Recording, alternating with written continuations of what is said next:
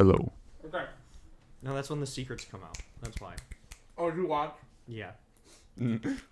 It was kind of weird at first because I'm like, I didn't realize how That's old was definitely- that? 10 months. So it's definitely Yeah. separate tracks, right? Mm-hmm.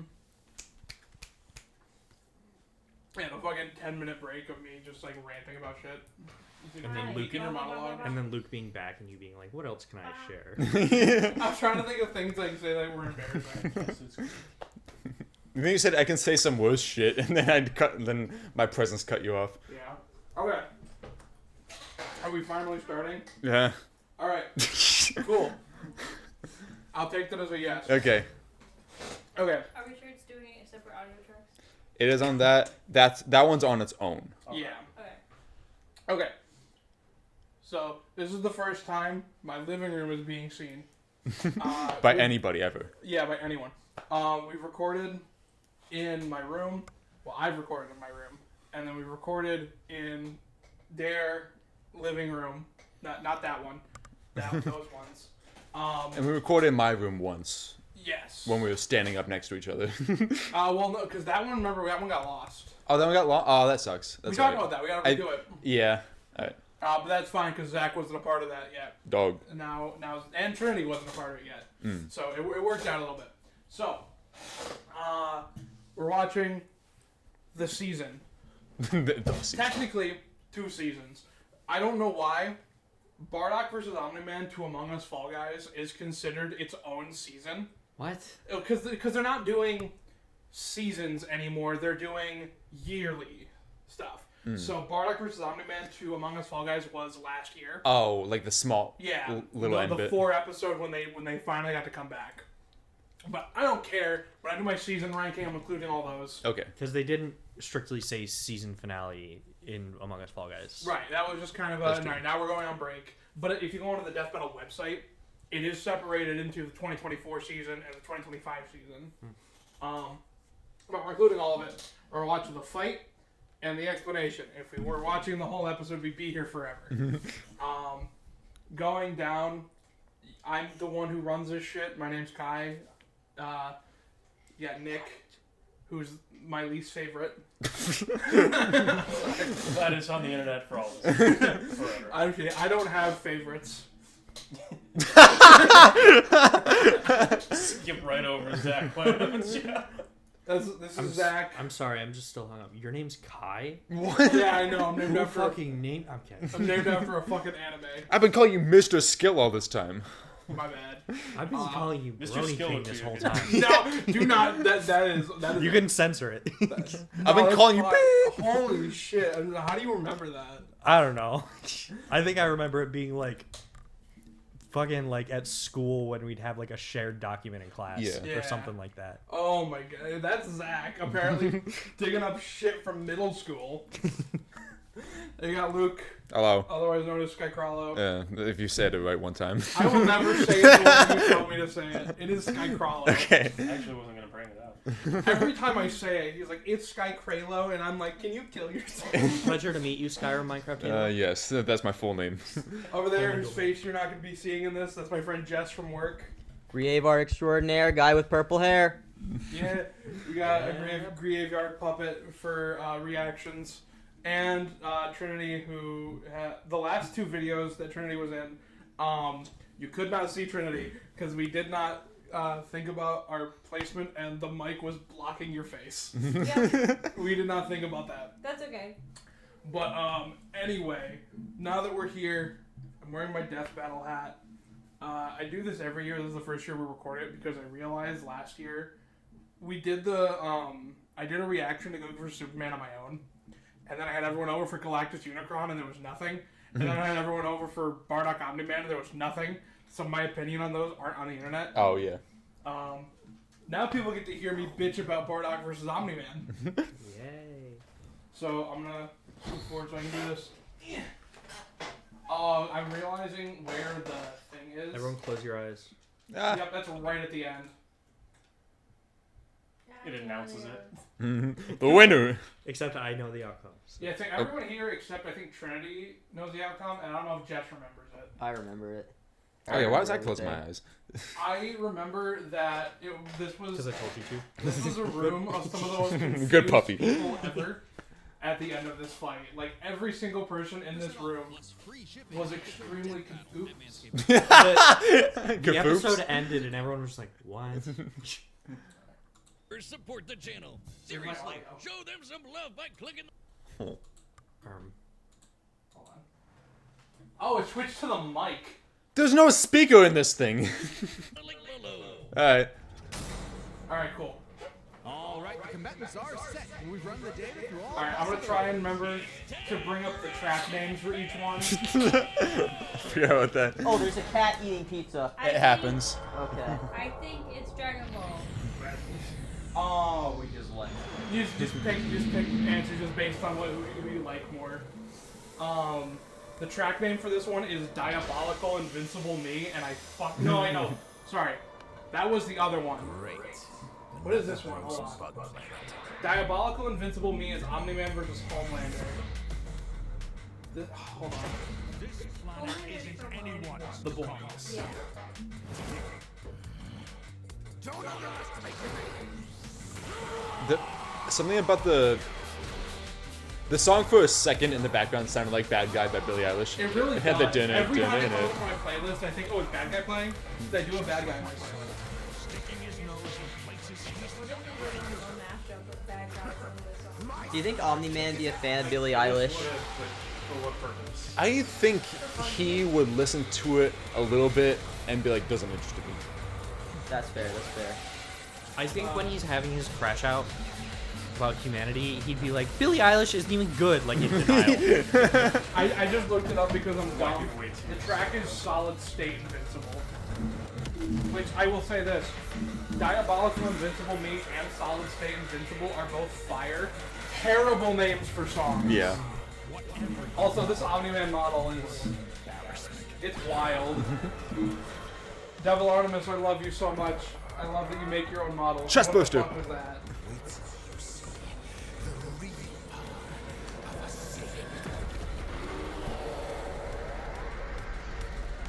What?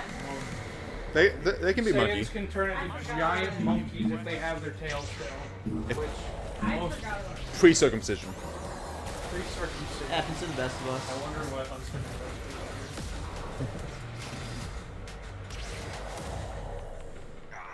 I will say, See, that was man. here's the thing, the Omni-Man model is weird. Why does like the Great Ape Bardock model looks really good? He made both of them. By hand? Like Yeah, if, a Devil Artemis makes all his own models. I think Oh, he's that's cool. better at making not people. Well, Bardock looks fine. True.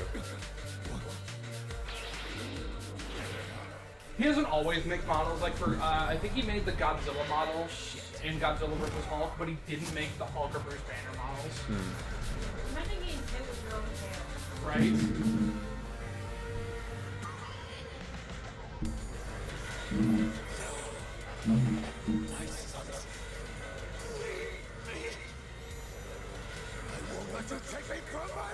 I remember this scene got banned from being brought up on the Death Battle subreddit. were people just shitting on it too hard? People were memeing it to death. What was the meme about? I'm in fear.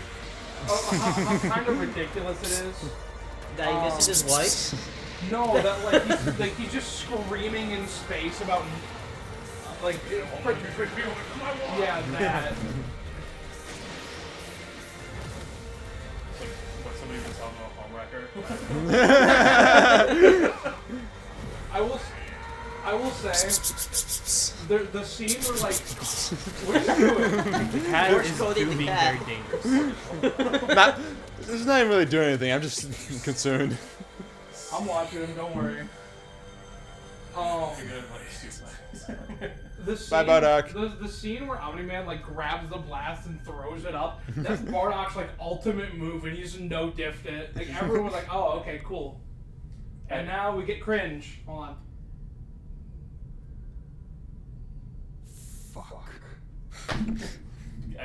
Was that me? Tell me that was. It was a little bit. These but- Gokus have got to stop picking fights with guys in capes. Pitting sand against Viltrumite is fascinating. Among the many similarities, 5 specific categories stand out. Starting with speed.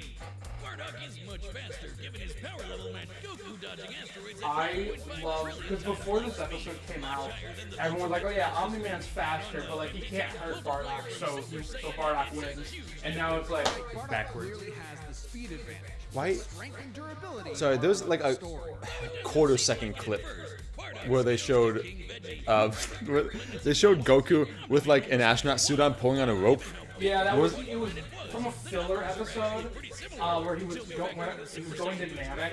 He had to like go outside the ship and try and divert the ship from going into a star. Weapons cannot hurt Viltrumites. Why do you need the suit? Saiyans can't survive in space. Okay. They need to breathe still. This disc completely blocked the sunlight and heat between a planet and its star. And this is no ordinary This right here as well has been memed to death. Every single time, like during the discussion period for Ash versus Yugi, because one of Yugi's cards is the Sun God Ra, people were saying, does Ash have the Sun Disc? He can win. Sun disc? That's what I'm talking, the Sun Disc. Oh yeah.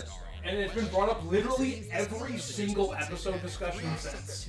tons. That big. 24 zeros. Which makes Omni-Man over 11,000 times stronger than base Bardock. Not even the Great Ape or Super Saiyan forms could make up that difference. I don't even understand the numbers they say sometimes. Still, numbers aren't everything. Like that's the first time I've heard some of those words.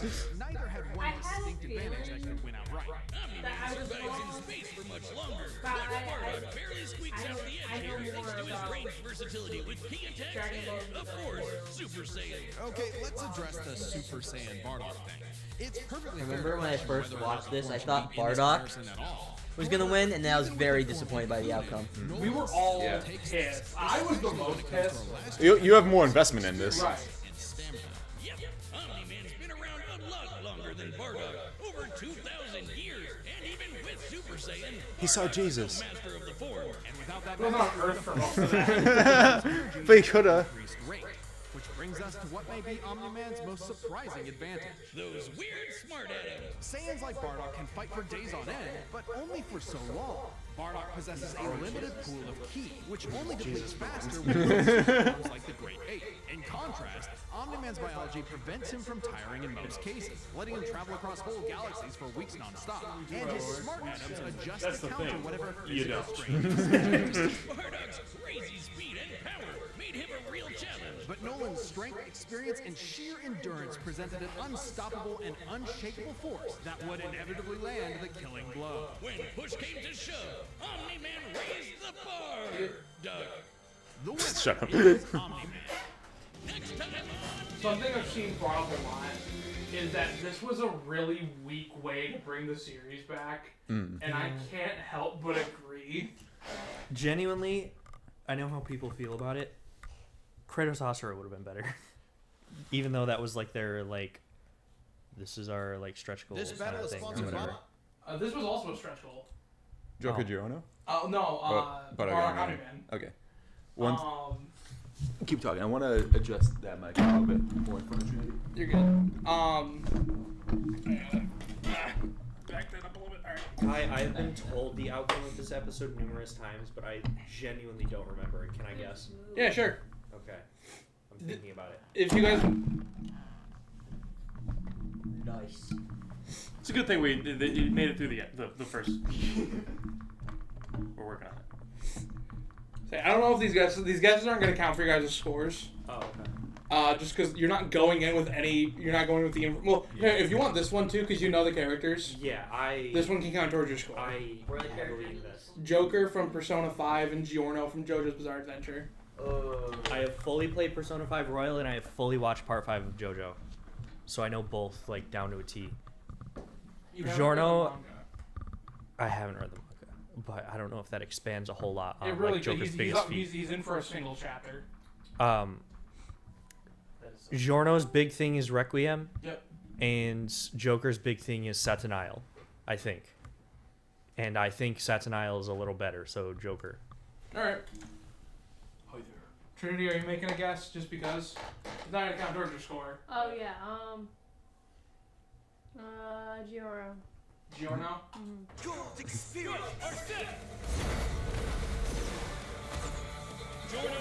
Oh, I remember this one getting confusing. Yeah. It was fun. This song is Requiem for a Thief. That's a good name. It is such a good name.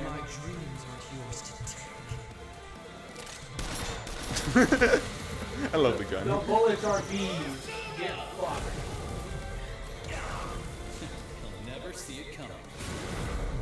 The fact that they use the line, they'll never see it coming, is so fucking corny, and I don't care. I love it.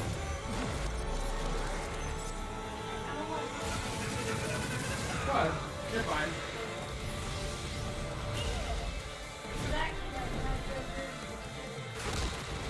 It's the guy from Smash. Yeah. He's from it. His neutral special is gun. And pretty soon through Fortnite. Eventually, probably. Everything will eventually get there. I'll find this. Monokuma.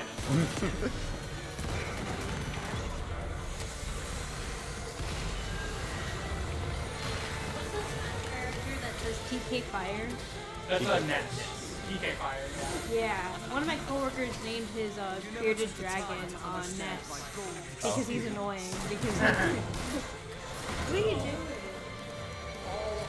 The cats are being funky. Ness. Yeah, that happens. Okay, this is already getting outside of my knowledge of both. Damn, bro, how'd that happen so fast? I don't know. Two Joker. of the ones who I know that knows the most about both of us. But, I don't know.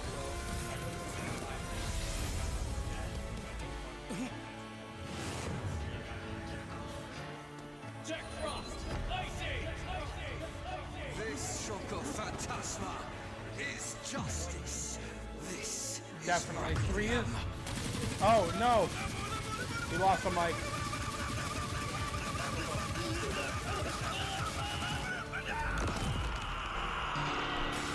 Hey, Yeah, dog. we'll be fine.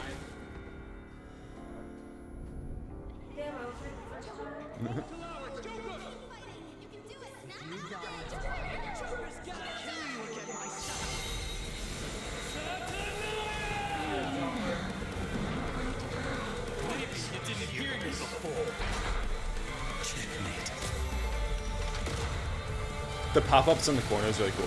I like that. There's a lot of really good attention to detail. It was confirmed that in the real world, because it takes place inside of a palace, in the real world, Requiem stopped the death. This was an fascinating match. You are just here to fuck things up. They were gonna get locked in a room, but I decided to let them hang out, and I regret it. There's no PS5 sitting around for you to knock over. Did it just say Joker beat Giorno in every feat? Hold on, wait, I'll back that up a little bit because you're talking about Hank. Giorno never had the makings of a varsity death battle winner. This was an absolutely fascinating matchup and far from an easy call. Joker versus Base Gold Experience wasn't close though. Oh, Base, I saw the. okay. Yeah. But Joker and his personas were millions of times faster and could take on universe We're busters. sniffing it. And there was no doubt Joker could see Giorno stand, considering he could spot similar beings like Shadow. Add in the versatility of Joker's hundreds of personas, and Giorno could get quickly overwhelmed. But that's where Requiem came in, and the game changed. With its ability to nullify any action taken against it, even ones that can affect entire universes, Joker's regular arsenal was rendered moot. I actually don't know. Requiem could act independently of time. So Teenagers who have ghosts. Kind of like Weiss versus Mitsuru. Take when the Phantom Thieves faced Maruki. The group couldn't resist the reality warping effects of his powers. He is. He's younger than Joker, Nullify actually. actions against him, similar to Gold Experience Record. But Joker still had an ace up his sleeve. I mean, it's like any 2010s movie where like a buff 30-year-old plays some Yeah. kid in high school. If you've seen Jotaro, the guy who has literal balloons as muscles, he's 17. Yeah. I think Giorno's like 15 or 16. Yeah. Perfect counter for Requiem. And this is actually backed up in JoJo. While Requiem only has one appearance in the manga, it did show up in the game Eyes of Heaven. There, it faced off against the world over heaven, which can overwrite reality to That's overpower why I any didn't play the attack, game. including Requiem's return to zero. That meant an almighty attack that can bypass Giorno has a Requiem single without the advantage. same effect, giving Joker the option he needed to land a killing blow against Requiem's perfect defense. Dio is such a dick, he literally ruined his own son's death battle. Giorno was brilliant, but Joker had the versatility, experience, and almighty power for the final blow. He wanted Giorno him to keep missed it to his himself. golden opportunity and had a shit There's of a also time. when we recorded our reaction to this initially, Giorno you missed his called golden you opportunity called them and both had a shit wild of a The cards, winner is Joker. and not knowing that Joker is a wild card in Persona. Oh yeah. I got a lot of Are you questions. okay with Like, it? was that on purpose? No, it wasn't.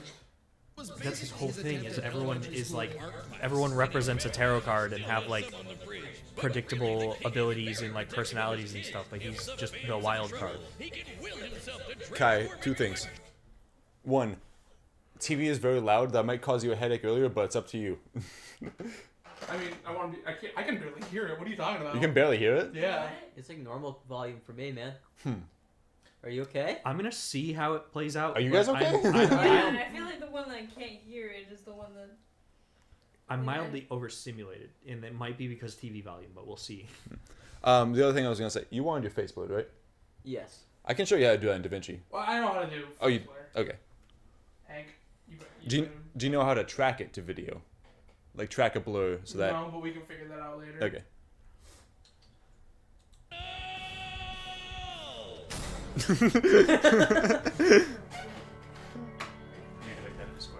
This is one of the most scuffed videos I've done. I actually have not seen this one yet. I showed you a little bit of it at one point. Yeah. I think you but- showed me like the trailer for it. Who said it? Dr. Eggman. Okay. I'm gonna say Bowser. I'm Okay. hoping for Bowser. I want Browser to win, but I feel like Dr. Eggman has the edge.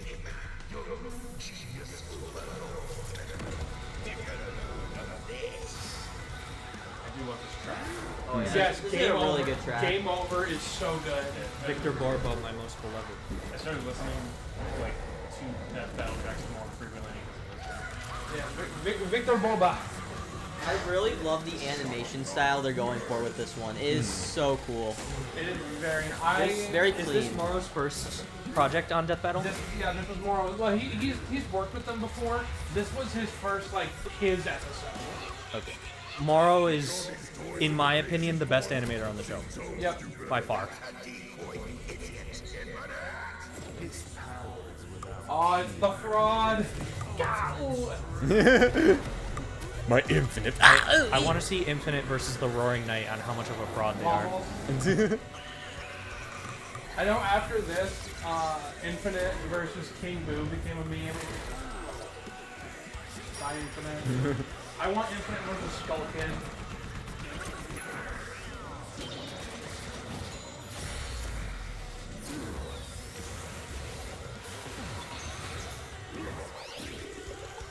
This one's so entrancing to watch. It It is. is. The tracking's so nice. There's just so much shit going on. It's so cool.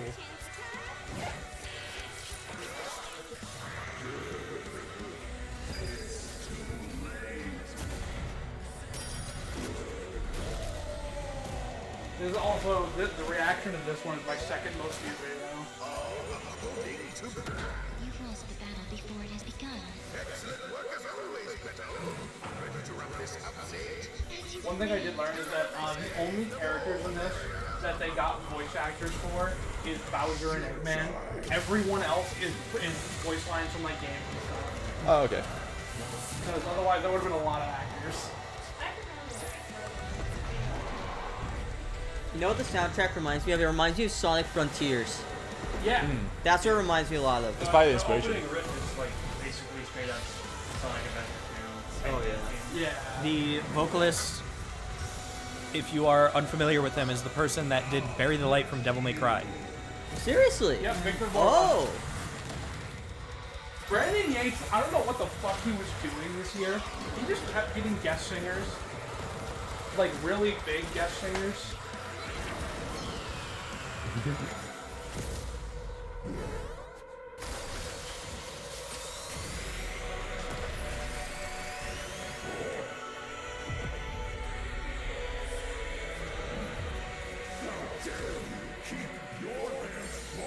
This is too silly of a thing to be giving me chills. Right? It's just so good. Especially on the second watch through. I will say, I've seen this thrown around. Metal didn't die to Bowser. He died from carrying the Eggman Empire. This is what child me expected the Sonic and Mario Olympic Games to be like. I remember, like, I was really trying to contain myself, but I was so convinced that Eggman isn't even here at all. You should be like in a different. You should be in like a pocket universe waiting this out. To be fair, King Boo could just go grab him. Yeah. So could Bowser Jr. and Kamek and Bowser. There's Do- a lot of ways to do that. Would they know where he is? They could King Boo could figure it out. Okay. That's my phone background. Whoa. No. Oh no. No.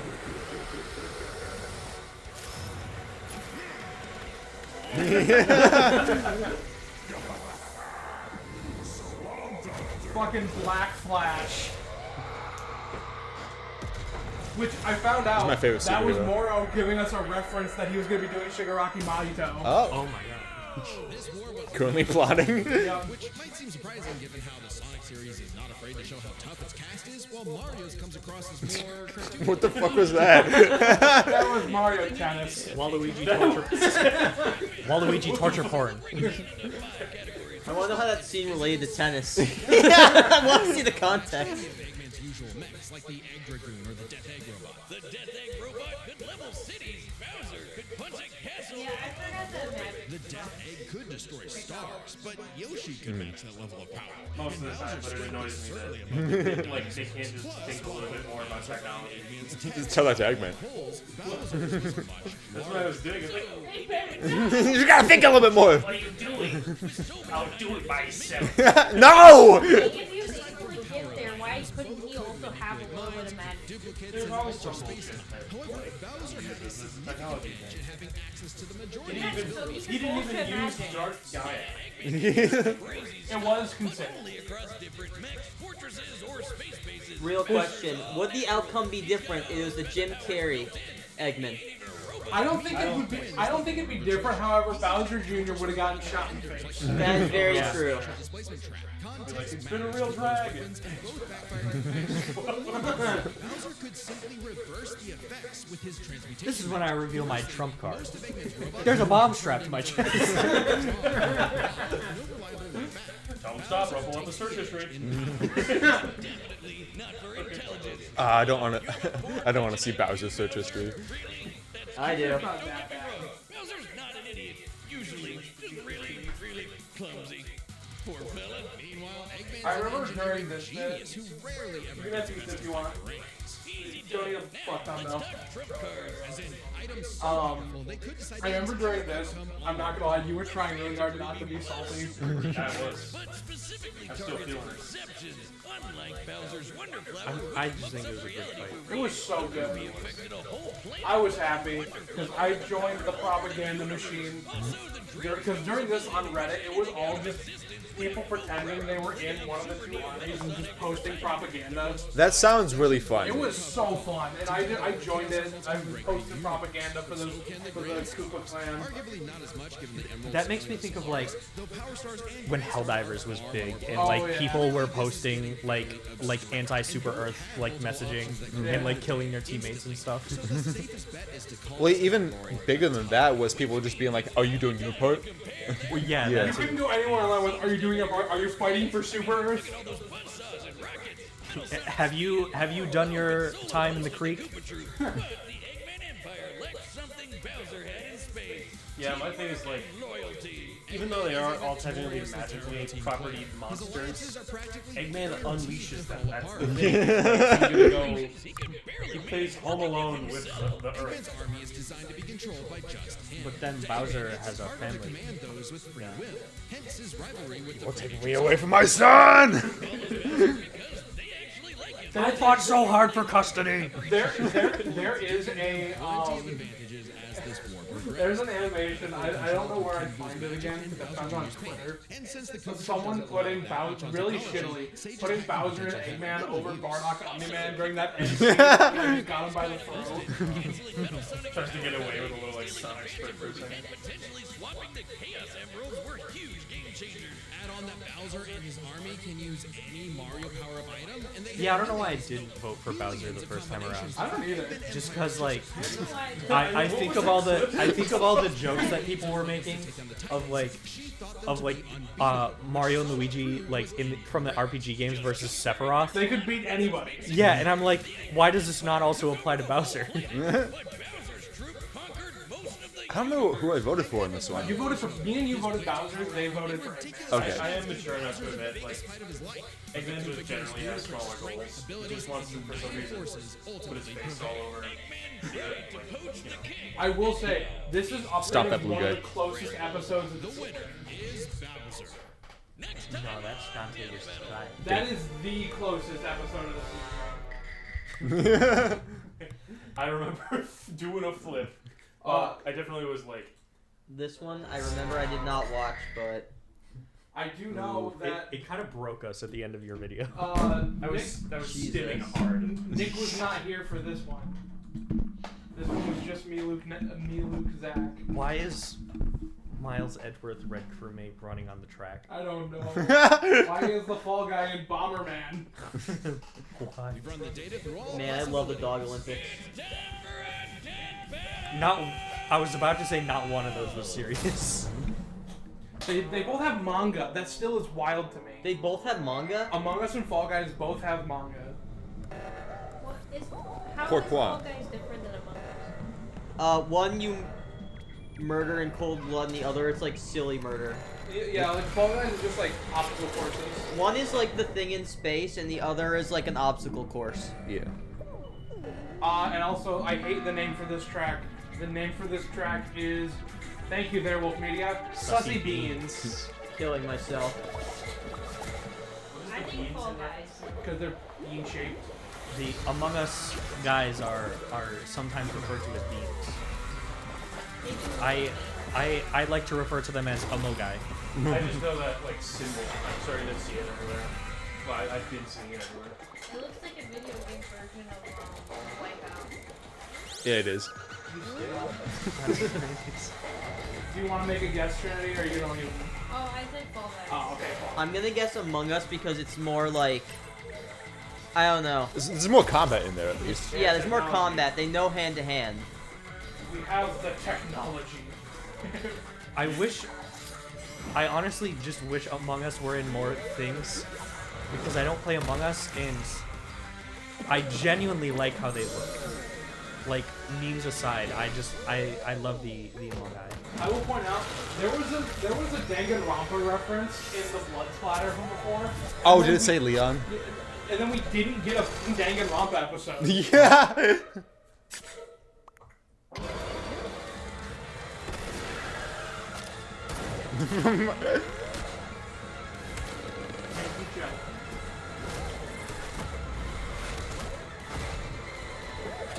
That doesn't look like silly murder. So is the whole like Among Us thing supposed to be like, oh, they can kill, but they can also be killed kind of thing, but Fall Guys can't? I mean, there's more to it. I guess, yeah, Fall Guys don't really do that much dying. They don't really die. Yeah, they respawn. You just start a new game. I don't remember what the durability feat is, but they are like fucking. They cannot be damaged. Is that Pac-Man? Yep.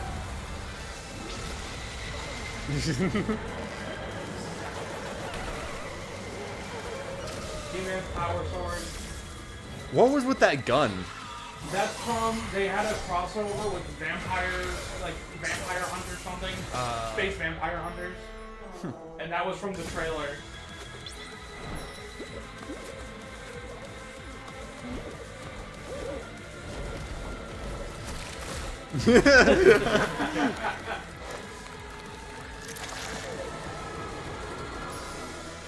Whoa, dude! Oh, Hank!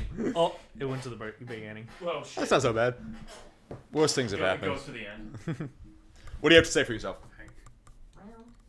I want That was such a critical time for him to Right? do that. If it happens one more time, he's going to the craft room. We got to see those meaty claws again. that tongue. Yeah, he's going to Moy Kong. What?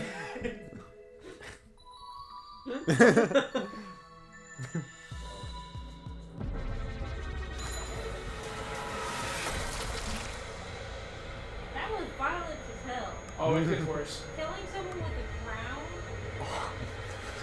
a crown? I would like to point out this was the most gruesome death this season.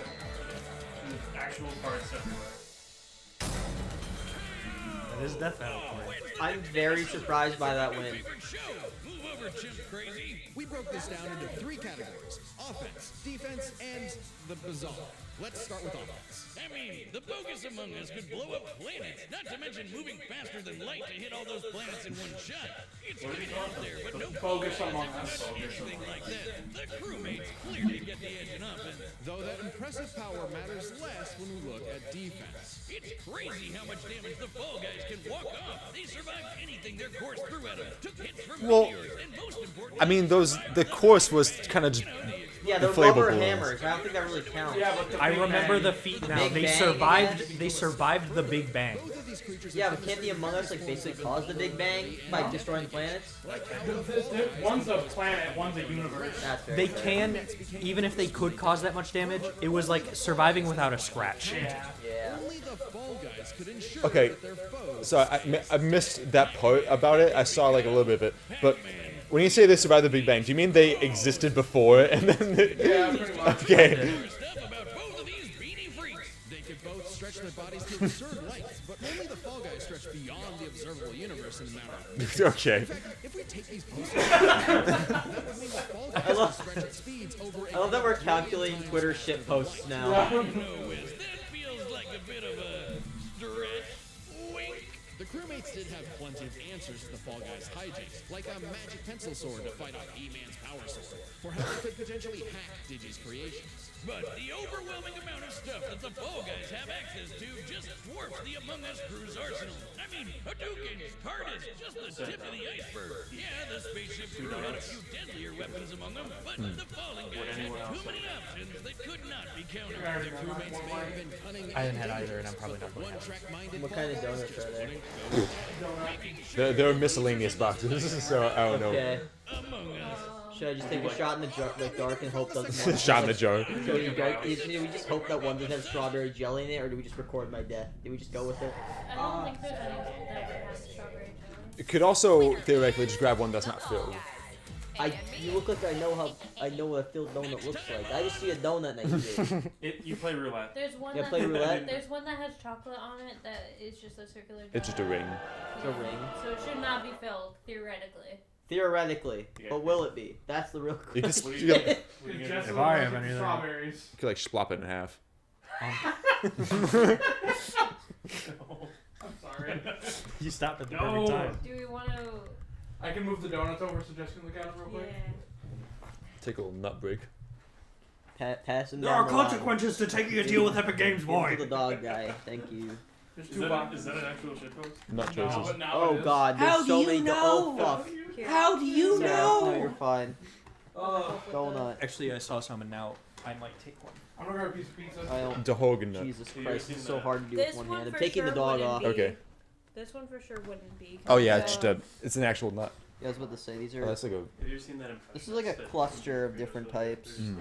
This one probably isn't. Speaking Japanese. Oh, you definitely not. I can't tell what this one. Is this like That's a cinnamon probably roll? like a cinnamon roll. Fish. It looks like a cinnamon roll, but also Or doesn't look like a cinnamon It's roll. like got more glaze on top. Yeah, it of looks like a fritter, but in the shape of a cinnamon roll. Yeah. I'm getting mixed vibes from this guy. I'm gonna take this guy. Alright. I'm gonna take that guy. Free Okay. And then we're gonna. one. Who said they wanted a donut? Me. Let's pass him back down the line, I guess. Yes, I gotcha. Thank you. I'm. Oh. Wow. Dahogan nut.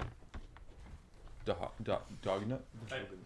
The Hagen I would like to see the movie, but I've only seen one clip from it. There's a- The Himbops? Miners. It is a fritter in the shape of the metal. Darkwing. Has anyone seen the blue one? If you would like to. Yeah. Ding gum dums. Kingdom Bone. There's a point where Megatron's giving a speech and he's like doing this whole like no more false leaders, and he sounds exactly like OG Curtis. It's not the same actor, is it? I don't think so. So Trinity. It was one of those movies where they hired a bunch of celebrities as voice actors, like fucking Chris Hemsworth and Scarlett Johansson God and of stuff. War. It's always those two. Asura. Sorry, Kratos. Alright. Oh, and Keegan Michael Key is Bumblebee. The combatants are set.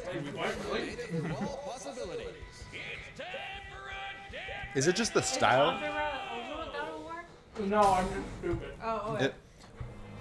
Is it just the artistic style of Asura's Wrath, or is Asura like made of something? There's like a weird texture on his face, like his skin. I think it's the style. Okay. It's mostly the style. I think he's got eczema. A little bit. You could be He's got eczema. Kratos' pores are filled with ash. Yeah. The ash of his wife and Carpet child. really makes him buttery smooth. Take a shower, bro. He doesn't need to, he just kind of eats it off. Bro is literally wearing the remains of his wife and child. Happens sometimes. A little Eucerin would go a long way with that. I will say, I love Railway. This track is awesome. It doesn't fit the fight. You're gonna hear it more as the fight actually starts. Oh, I thought this was their role.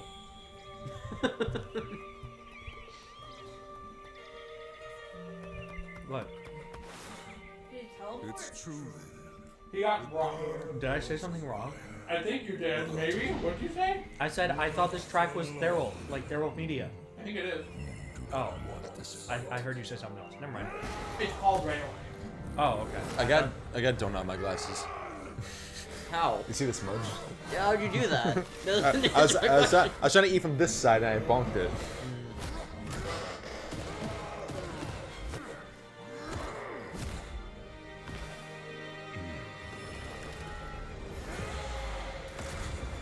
This is way too somber. Right? Yeah.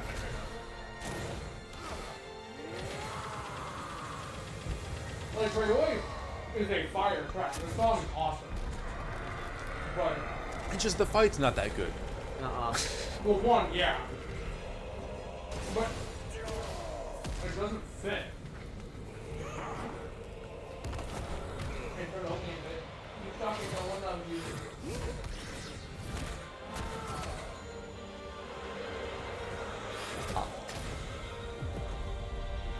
This is like hopeful music when it's getting put through like I have been down that Kai, road before. can you comedically pause at like the one frame?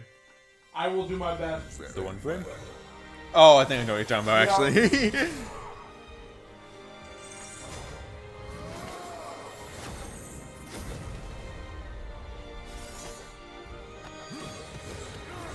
Now it's time for my favorite line in the episode, the one that caused the like 10-minute rant. Fuck Batman.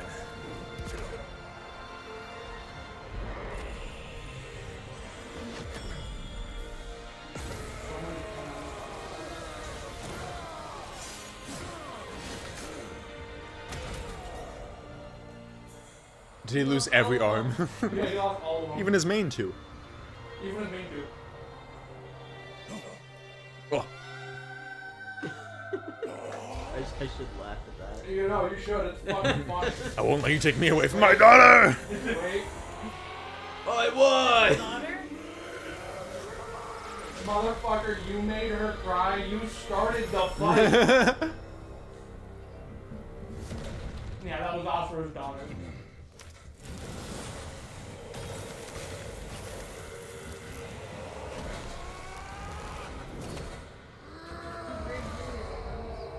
Yeah, you can do that. He's the god of war. That is weird.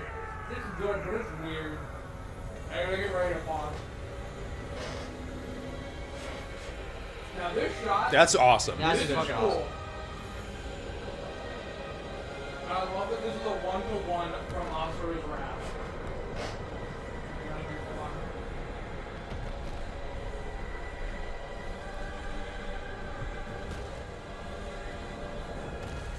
mirrored.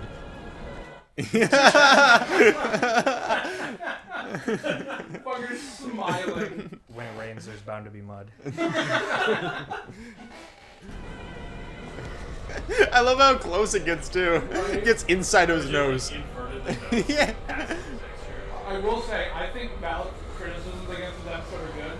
The amount of bullshit that Devil Artemis got for this episode, I think it was very unfounded. Yeah. Like, genuine criticism, 100%. People calling for his career, something's wrong with you. I think it's on par for like the average death battle. I just make extra fun of it because of that shot of Kratos doing like the anime smirk.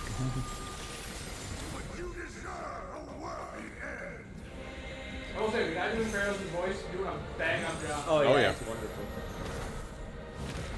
Same with, I'm forgetting his name.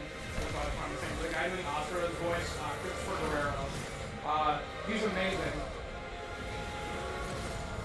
I'm very happy with where it's going. At the beginning, it was giving Black Friday fight, and that's it. I'm very happy it got a little bit more out of the realm. I will not let you take me away from my TV. I will point out, though, Christopher Guerrero has he's voiced a lot of characters on Death Battle. He has never once voiced a winner. Never once. Let it play.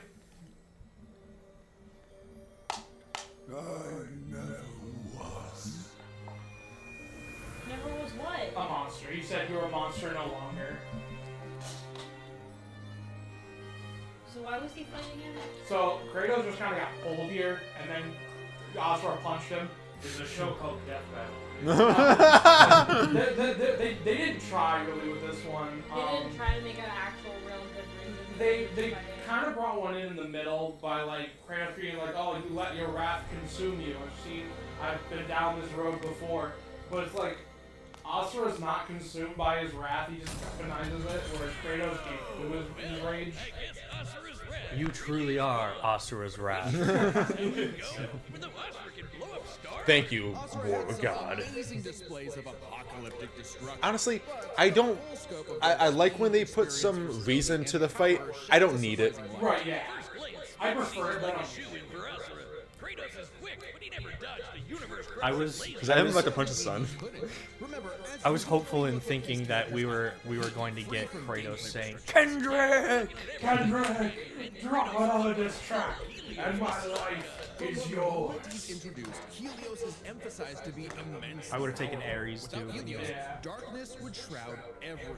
His light was I wonder how fastened to this, illuminate like, the would've entire underworld while Kratos not played out, but like taking a kind few of hours at most. off if they brought in like old Kratos. Arguments Yeah, can that's be made like for a- which is faster, the model, but primordial also shockwaves or Chakravartin's intergalactic lasers. you know, Since it's so close, it's safest to assume their speeds are... As a character, it would have made more sense for the matchup. If you don't know how to use it, let's cover experience. Asura lived across centuries, obviously a lot longer than Kratos. And while Kratos eventually learned to control his rage, Asura pretty much always had that control. Imagine, and I don't love it like I used to, but I used to be a really big advocate for Kratos versus Dante.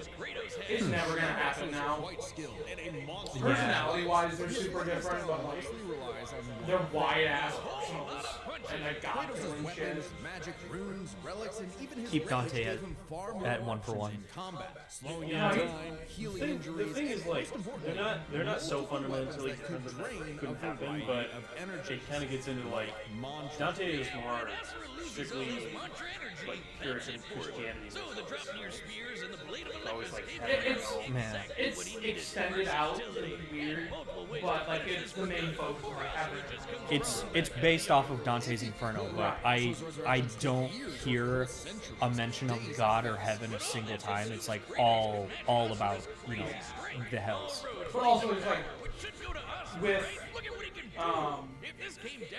with Kratos getting an episode this season and then Dante getting an episode this season, Kratos versus Asura is not happening. Sorry, Kratos versus Dante is not happening. Kratos was also is not happening. By measuring the dimensions I would love to of see Yugi's body and another scaling Devil them May to Cry match the character. size of this It's galaxy not the two everyone statue, thinks of when we they can think of determine Cry. if Well, threshold added the density of gold. We did get Virgil versus And its Sephiroth, and we're massive probably force gonna is get not just our galaxy, Nero but versus our Hellboy entire at some point. observable universe. Destroying that big golden He's playing with little thingy found on the ground. obliterating our universe Oh. 91,000 times. They said he was mooning with half the tripod. That's not a problem. Kai is now The like same idea applies to Yeah, shaped it's fine. universe of Yggdrasil. Ragnarok is obviously a bit of a different beast than Kratos, but what really matters is what I just love them standing around not knowing what to do. Held back by Avengers God's power stance. for a significant time. So Kratos should be capable of the same level of power, or even more. Using an official map and knowing the world tree's branches encompass all of existence, Looks very we official. can measure its size and volume. And we know this map is accurate This is because where it we shows get these the two realms conjoin, which we see cookbook Even scaling. if we assume the tree is only one Yeah, right here. Throughout the game, Kratos directly interacts with the tree and collects dew from its branches. In Norse myth, Yggdrasil is generally considered an ash tree. However, God of War Cookbook of the Nine Realms describes it as a yew tree, which is slightly less dense than ash. Okay, cool. Which is accurate then. the cookbook. Yeah, because The cookbook because it's the lore of the game. right, not Norse myth. All right. Wait, what is that point of that in the cookbook? Do It's they? basically saying that because it's a yew tree, not an ash tree, it would actually be less impressive than if it was ash. Because ash trees are more dense. I mean, how did that come up in the cookbook? Oh, I agree. Maybe there's maybe the yew from the tree is one of the rest or ingredients. shattering supergiant doesn't sound too different from the other titans and You can substitute with sugar water. It's easy to think that we never Even as a yew tree, it's only more impressive than all of the ash trees that exist Helios' in his speed many matches Joan of realms. Arc, and Kratos outsped him. Atlas is strong enough to lift all of reality, and Kratos overpowered him. Kronos defeated the creator of the universe in a one-on-one fight, same as Asura, and Kratos killed Kronos. Add in the clear numerical comparison of Chakra Vartan, Ragnarok, and Yggdrasil, Kratos takes the edge in power. I thought they didn't do that a lot, but then they've been doing that a lot. we'll try this again. They haven't been doing it as much, thankfully, Sure as the sun but rises, still. the god of wrath was Kratos. Because I get that, like, in this story, he did and he can defeat somebody that powerful. It doesn't necessarily mean he is that powerful in the same ways. You know what I mean? Also, shitty ass. My theory on why they did this is their original verdict was that Asura won, and then at some point they were like, "Hold on, never mind, animator. We need you to change it." It's been long enough that I actually remembered the alternate ending is the true ending. Oh yeah. I do know why this exists, and that is not it. This exists as them being like, oh shit, people are gonna think we're dogging on Asura. Let's give him an alternate ending where he wins. And it's so bad. It's silly so as shit. bad. Base form punch that Kratos takes while standing still. And this song gets me copyrighted, but I don't care. It's like how it feels to walk away from the internet for a day. I can finally see my daughter again. So that's him in heaven? Or Yeah. My pitch for Asura's Wrath 2. The end. Stop and guard. Depends on where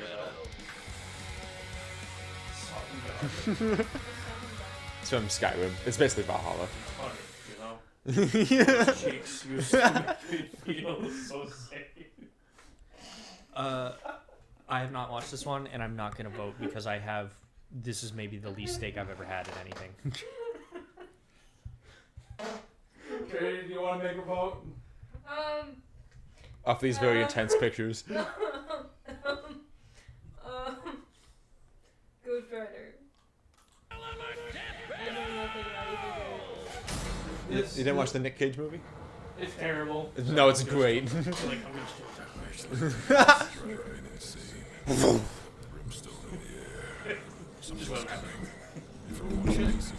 Shitting.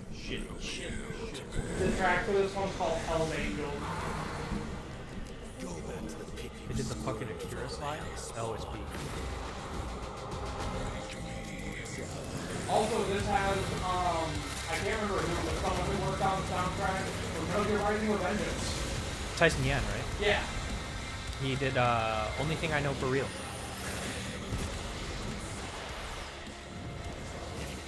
Also, before this came out, the guy who made Spawn found out about it and said he felt bad for Ghost Rider. Well, the creators can think what they want. The guy who made Dante and Bayonetta thinks that Death Battle's fucking idiots. This is another one of those it's like the original versus the copy kind of fights. Yeah, I'd say they're different enough that I wouldn't. Yeah. That's just, the two were always synonymous. Oh, yeah.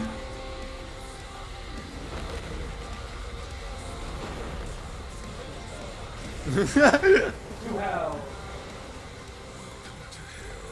Hey. Wait. We're gonna see something. Ghost Trucker. Sans.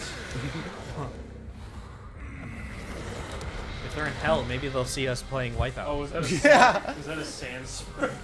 Yeah.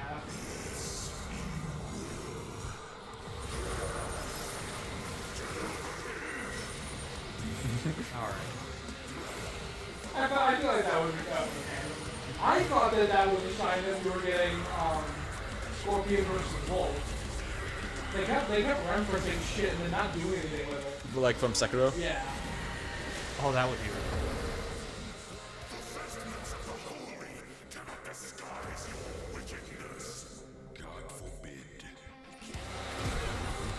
Yeah.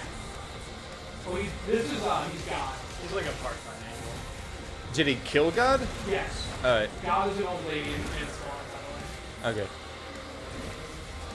God is also a god. God's a lot of things in Spawn. The main form is an old lady, though. Yeah. That seems Kinda mean. sucks. Oh. She sucks.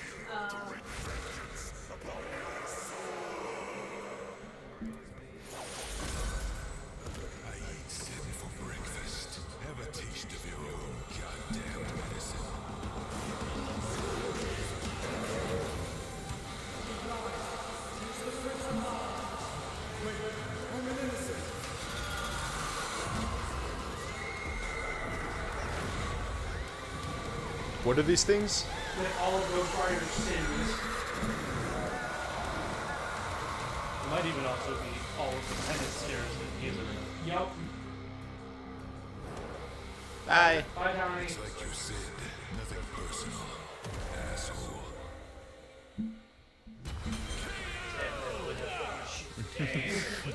This was a nail-biter of a battle that pitted Ghost Rider's immeasurable power against Spawn's skill and versatility. Let's break this down into 4 categories. First up, power. Divine Spawn could match God and Satan, who could create universes.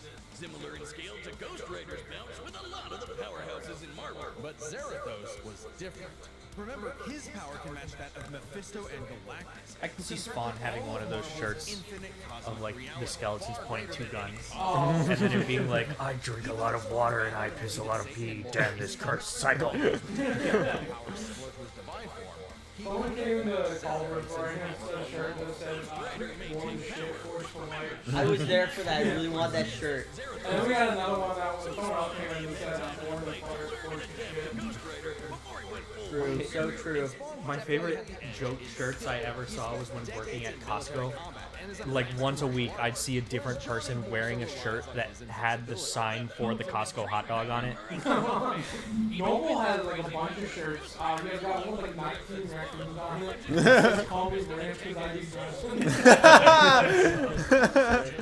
There's one that says chicken tenders.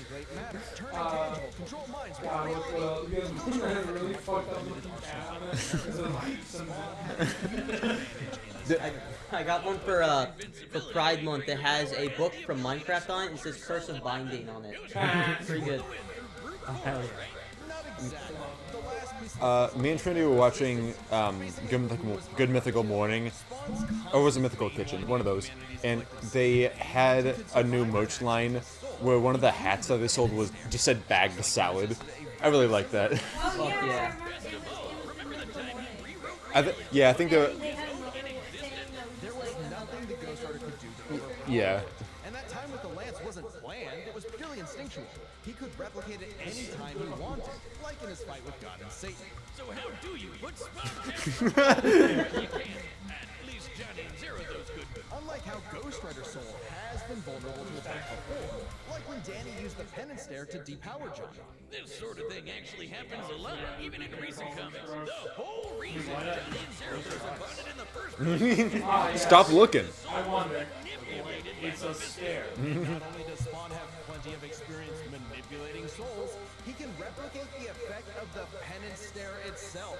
And just think about that. Oh, he can just do it too. Zarathos would mean he's feeling the pain from every penance stare that he's ever done.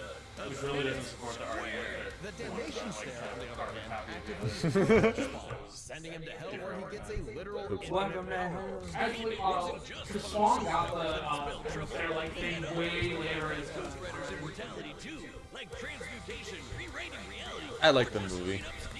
I haven't seen it in a long time, but I have fond memories of it. I'm just gonna continue to remember it. It has flame. Yeah. I'm gonna actually watch the movie. destruction, immortality, but Spawn Ghost Rider with Nick Cage. There's a too unkillable for Zarathos' God, don't bring that up. Oh, I've heard of that. I want to see it. Also the cartoon that was made for fucking children. Spawn? Yeah. You're going to jail. The most gruesome adult properties of all time. Tell it to the judge, Bob. Now we get one of the best episodes of the season. Yeah. Among Us Fall Guys again. Again. And it's Moro again. Because Moro's just that fucking good. Based on these two in this trinity, who do you got? Remind me, who's who? This one's Shigaraki, this one's Mahito.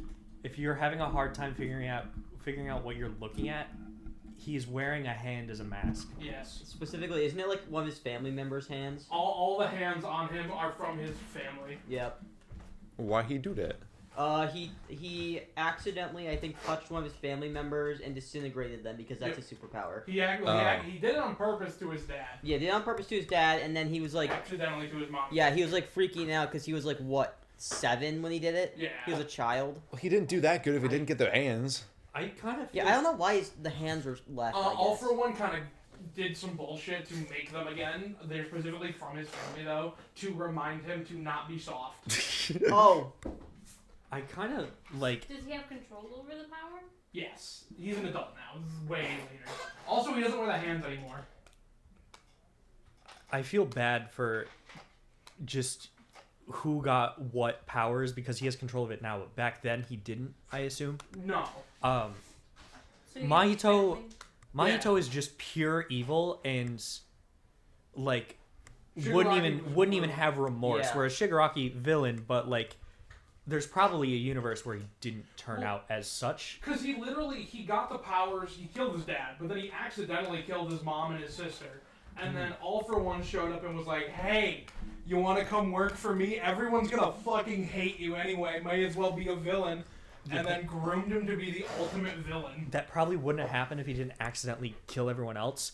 But the reason I say this is fucked up is because Shigaraki at the time didn't have control of it. Yeah. And Mahito has always had control, but there is never a situation where he would not use it. Right, he's just the evil bastard.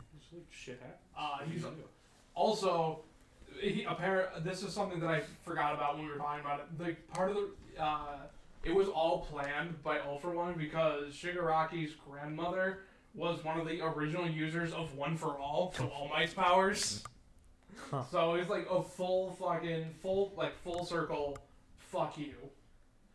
So you got a choice, or you just kind of Shigaraki. cool. My hero's better than Jujutsu Kaisen anyway.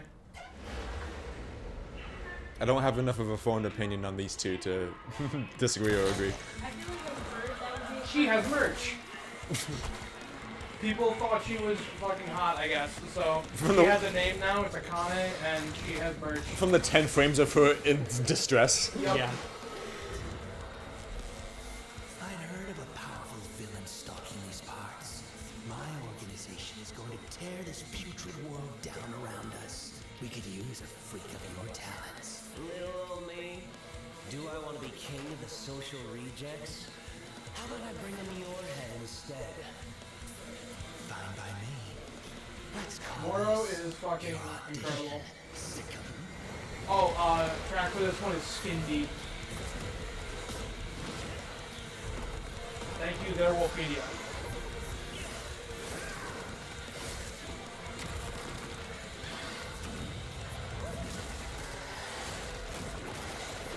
I still don't know enough about these characters to, one, know what they really do after the explanation, and two, remember which one is which. I haven't watched My Hero, so I can't really explain Shigaraki's, but Mahito's is literally just, I don't know if it has to be organic things that he touches, but he can pretty much just touch anything and morph it into whatever he wants. Okay. Shigaraki can touch things and they decay. Yeah. And Mahito literally has a stored stockpile of shrunk up, like, peanut-sized humans in his stomach so that he can just keep making things.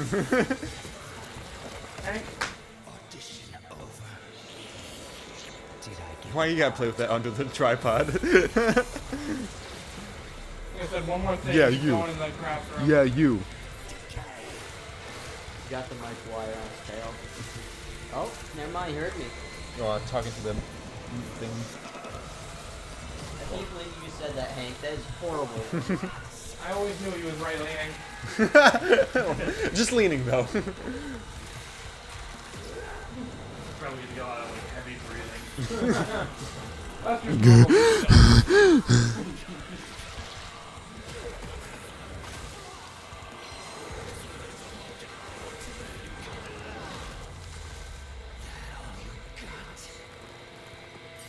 I cannot imagine that this was a bitch to animate. Oh yeah, the artist's worst like thing to draw is like hands. And then this. Yeah. Multiple times.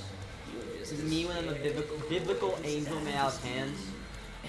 My hands look like they're either rotoscoped or like just shadeless but 3D. I think that might be 3D, because I think like Fury Bowser and Bowser Eggman was 3D. It was like simulated 3D. I Yeah. think.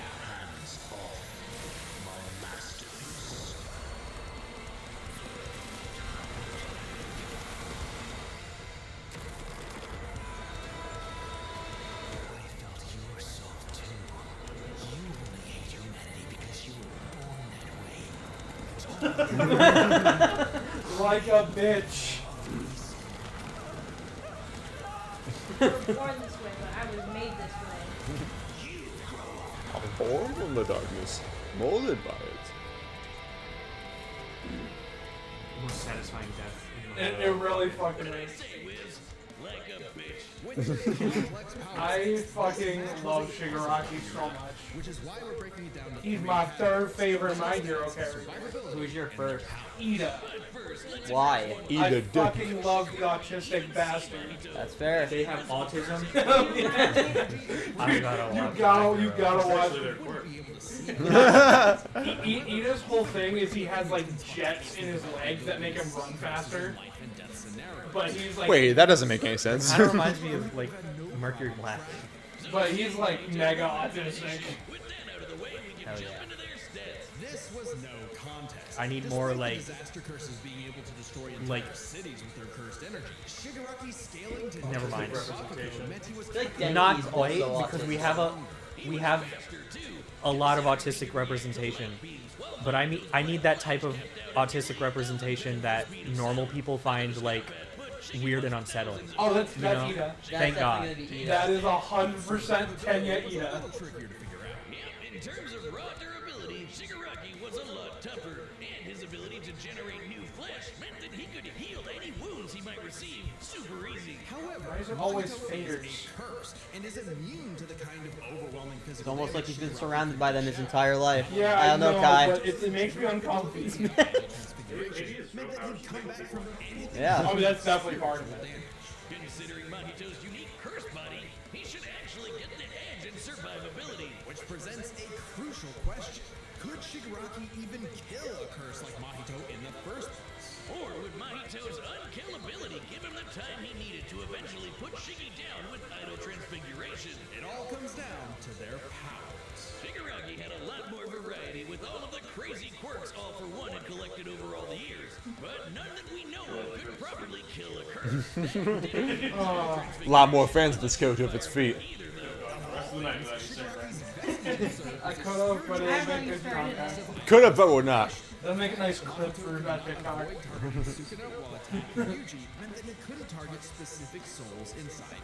I'm calling it because we got Gojo versus Makima a couple years ago, and then we got old like typically last season, and then we got Shigaraki Mahito this season. There's no way in hell we aren't getting Denji versus Yugi next year. Decay has affected spiritual beings in the past. It needs to happen. Vestiges. In fact, he was able to damage Thanks. I'm just scared of Chainsaw Man episodes because that's like one of the few things on this planet that has not been spoiled for me yet. And if it happens, I'm just gonna have to watch it. I've gotten away with not watching Gojo Makima. No reason to think Shiggy wouldn't decay him like everyone else. Giving Shigaraki the third and final. My cats are becoming a problem. You think you're about if you scare me again, you're going in the fucking classroom. Decay spelled the end for the disaster curse. Nothing else to say. You really got a hand in. One of my favorite things ever is one of Shigaraki's like smaller advantages they don't really talk about is that his soul is protected from idol transfiguration through a fucking shield of pure hatred. He literally has a ball of just black energy around his soul that is made of pure hatred. I'm 40% confident, 40% more confident in who is who now, and and also I thought you were gonna say a shield of purity instead of pure hatred. I was like, that doesn't seem right. No, pure, unadulterated. That's not Boomstick. I mean, that's he like is Boom's dick. He's like a child. Doom You're going Doom? Slayer. Damn, that was fast. So they could do it for both frames because they're both in Fortnite. I'm not detecting enemy forces. Go over. Perhaps they left. You tell me.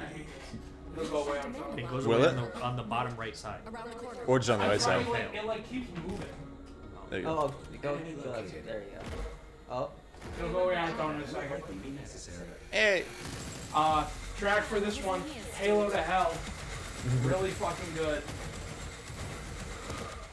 That means I'm out. What? Nah. Maybe. How did that even happen? Wait. I don't know. That was not even Kettner in it. That was just something stupid. What was the rat doing on the... They run around. I was just chilling.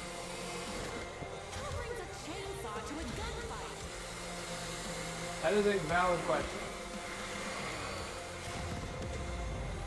It is sad to me that after this one, we have one more Devil Artemis episode, and then he only is going to be animating one more episode. Why? He got too much shit from people for Kratos versus Asura that he just kind of decided he didn't want to. I thought it was Hulk Godzilla. Hulk vs. Godzilla was kind of like the final straw, but a lot of it came from Kratos Asura. That he's just like, I can't do this He's anymore. like, I'm not dealing with you fuckers. That sucks. He put it way nicer and is trying to make it seem like it's not the Death Battle community's fault. I don't think he wants that to be like his legacy. It's very obvious. It's very obvious that that's why.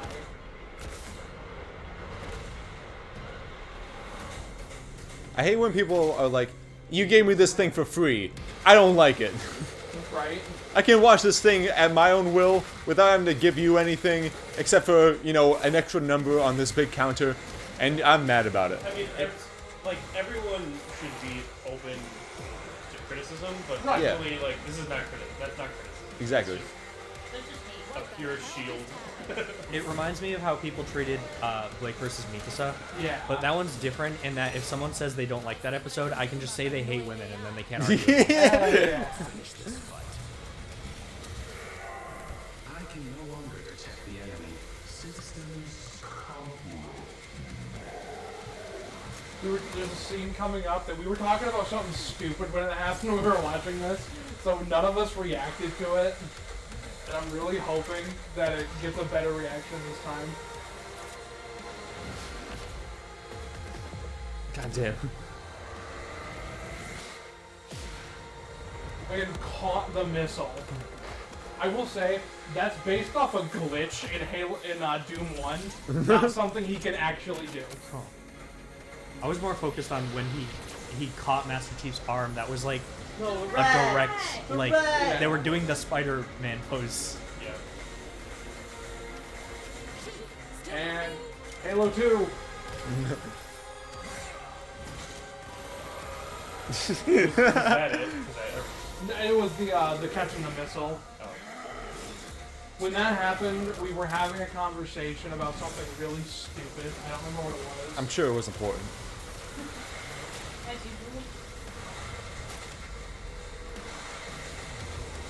Well, also, This is sick. Okay, I know I've said this before about like my dissonance between. It's hard for me to understand the dissonance between like a character's actual strength in story and lore versus how you play them in game. Right. Like they make them a little bit less powerful in game so that you actually have a challenge in who you fight, and that's actually playable. You're not zipping around the map at light speed. Right. Like that makes sense.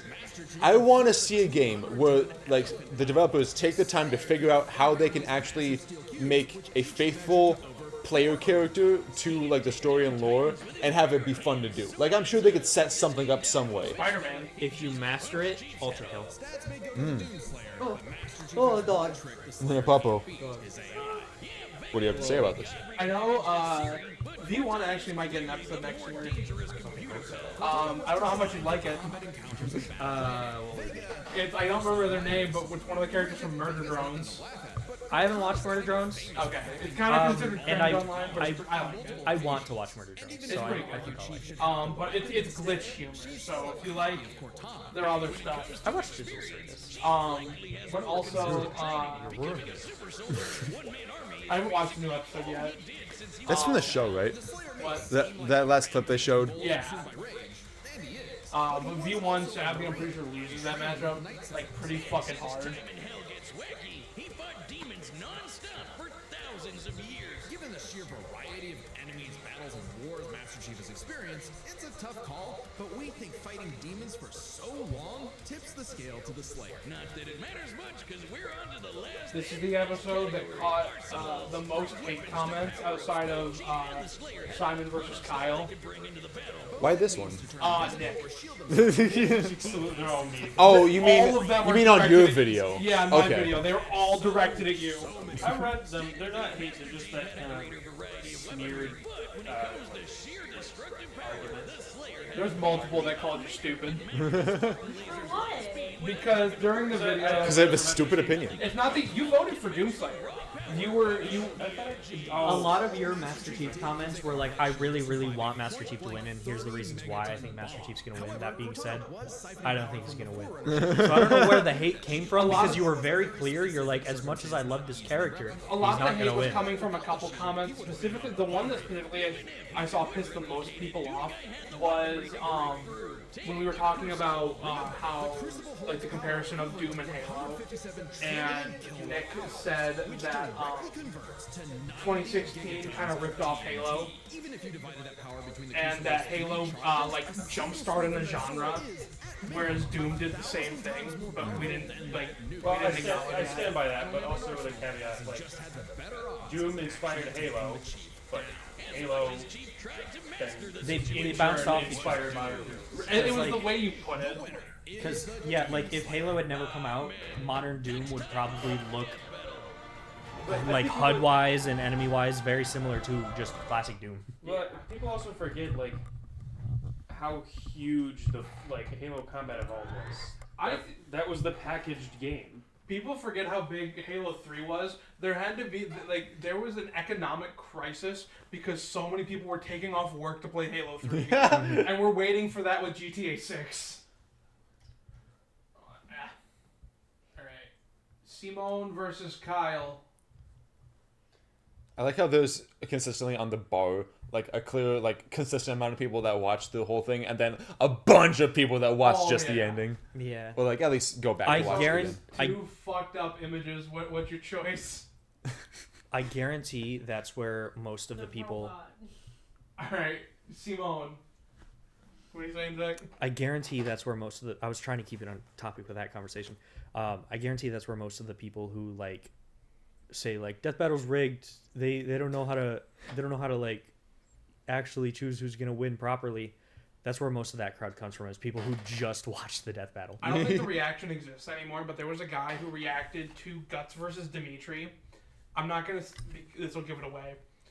He was a really big fan of one of them, and he only watched that character's information, skipped the other characters, watched the fight, and when his character didn't win, he then watched 15 seconds of the explanation and then reported the video for false information. Wait, and he did this, like, he made a reaction video. Yeah, I think it's gone now because so many people called him out. But yeah, he like in the video you can watch him fill out the report of reporting death battle. That doesn't even make sense as a report. This annoys me. You know, this is free to watch. Yeah.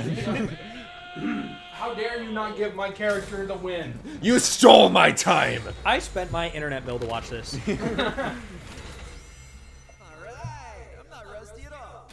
Actually, I think it's mostly kids, so probably not. I would like to point out that the guy who animated this was his first time solo animating for Death Battle. Are most of these solo animators? Not mostly. Moro and this guy were the main ones that did it. I pray for their hands. Right? Oh my god. Also, the track Spiral of Emotion. This was my second most listened to song this year.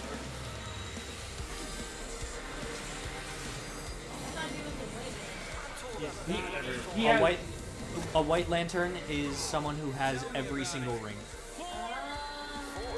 Yeah. His main ring is the Green Lantern ring, but he has all of them.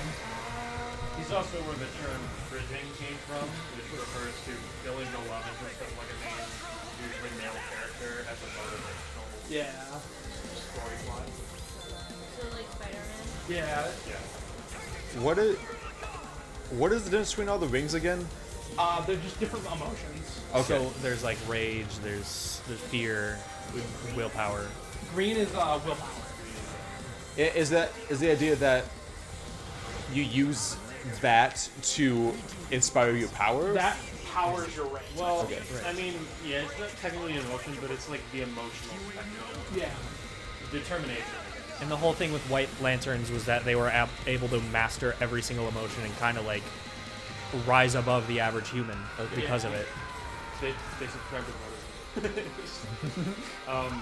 Interestingly, because of like how they work, Batman is banned from ever using the Green Lantern ring. Yep.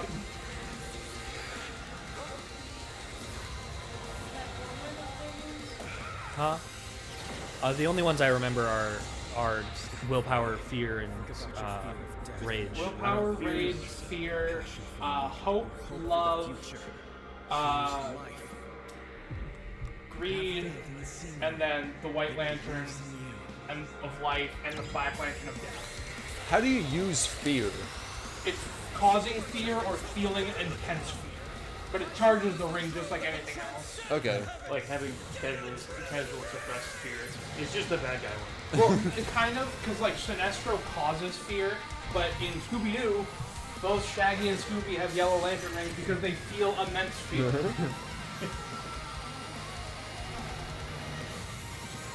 So is there like a black ring for The black one is, but that one is That one possesses people. Yeah, It usually possesses people who are already dead. it spreads like a zombie virus. The weapon wasn't your mech, it was me. Then, Simone, I'm taking you in brightest day, in blackest night. No evil shall escape my sight. Let those who worship evil's might beware my power. Green Lantern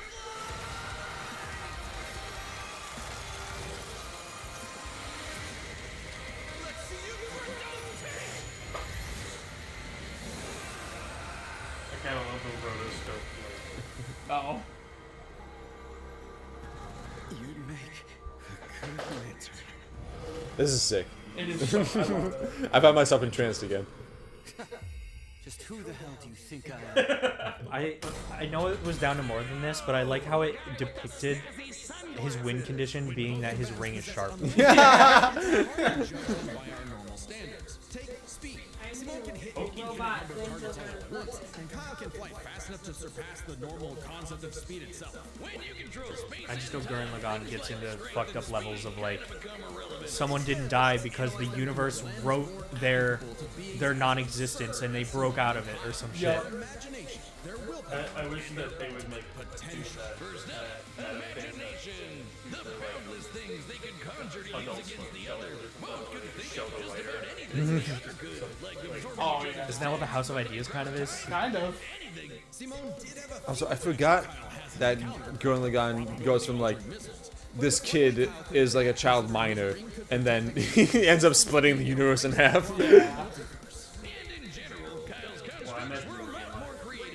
Not that kind of minor. Not minor, but like tink tink minor. Yeah. That leaves the other main factor for both characters, the origin of their unbelievable might, their willpower. And that's really gonna be the winning factor here, since it's the source of everything for both of them. Of old. Whoever's got the stronger willpower. The best catalog game. Reality on a multiversal scale with their willpower, but we can use Technically, his full name is Prince Homemade Waffles III. Was there a first and second? No. The multiverse labyrinth that Simone absorbed contained 11 This one was so good we skipped the first two. Yep. He takes up the spots of all of them. Kyle's power can threaten. And remember, each numbered dimension I built that infinitely first. surpasses the one below it. Which meant Kyle's willpower was stronger at a base level. However, that doesn't necessarily mean Kyle gets the edge, because if there's one thing both of these guys are known for, it's that they can always get stronger. So to determine They've been doing specific to the matchup. Sometimes they spend so long like talking about explanations, I actually forget. Yeah. Evolve to get stronger. So just because Simone starts off weaker doesn't This is, I think, one of two that only has 3 categories that they show.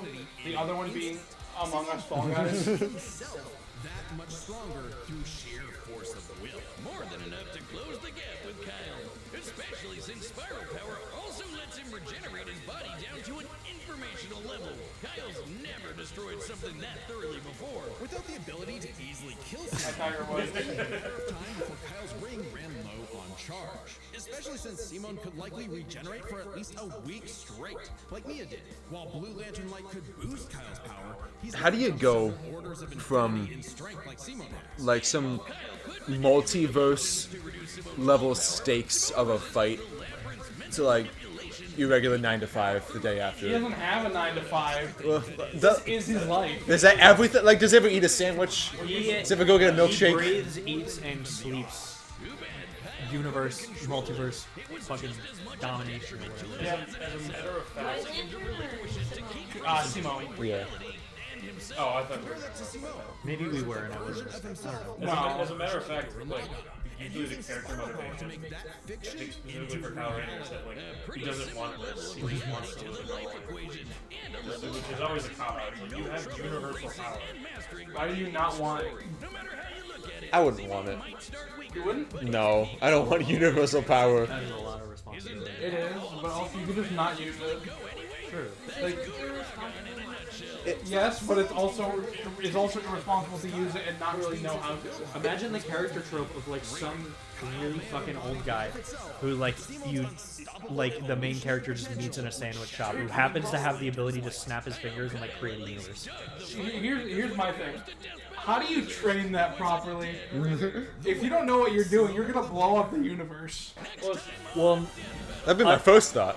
literal unlimited power, the ability to do like whatever the fuck you want, comes with unlimited knowledge, I would assume.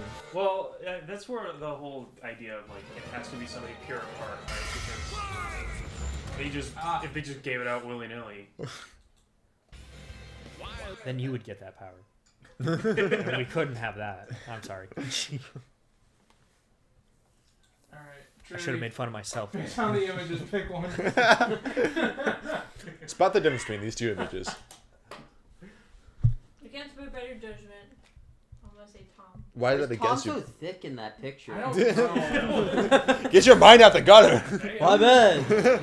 I really, despite not really watching these kind of cartoons like ever, I really liked this episode.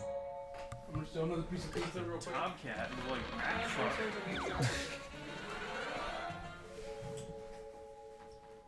Sit down there.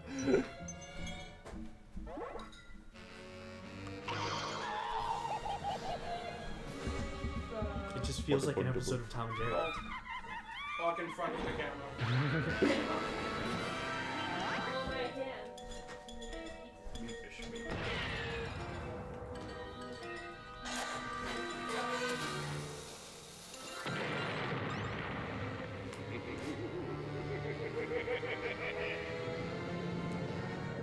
I want to say, Luis, I fucking love you.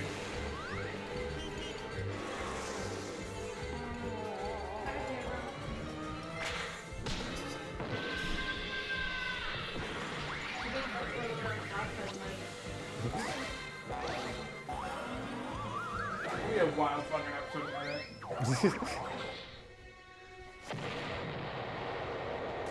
Oh, track for this one, I believe it's called Wild Tomfoolery.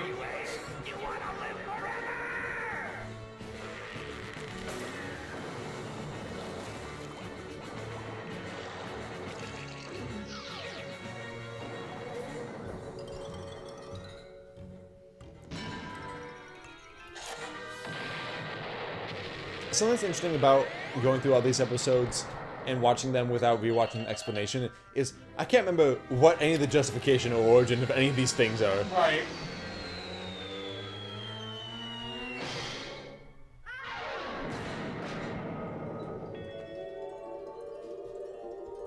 But why? I know why. Animation time. But also, it pissed me off a little bit.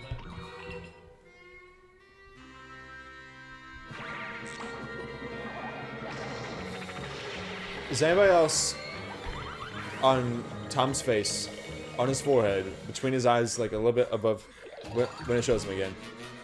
Like his furrowed brows. The white spot. Does anybody else see like a little penis? Let me see. And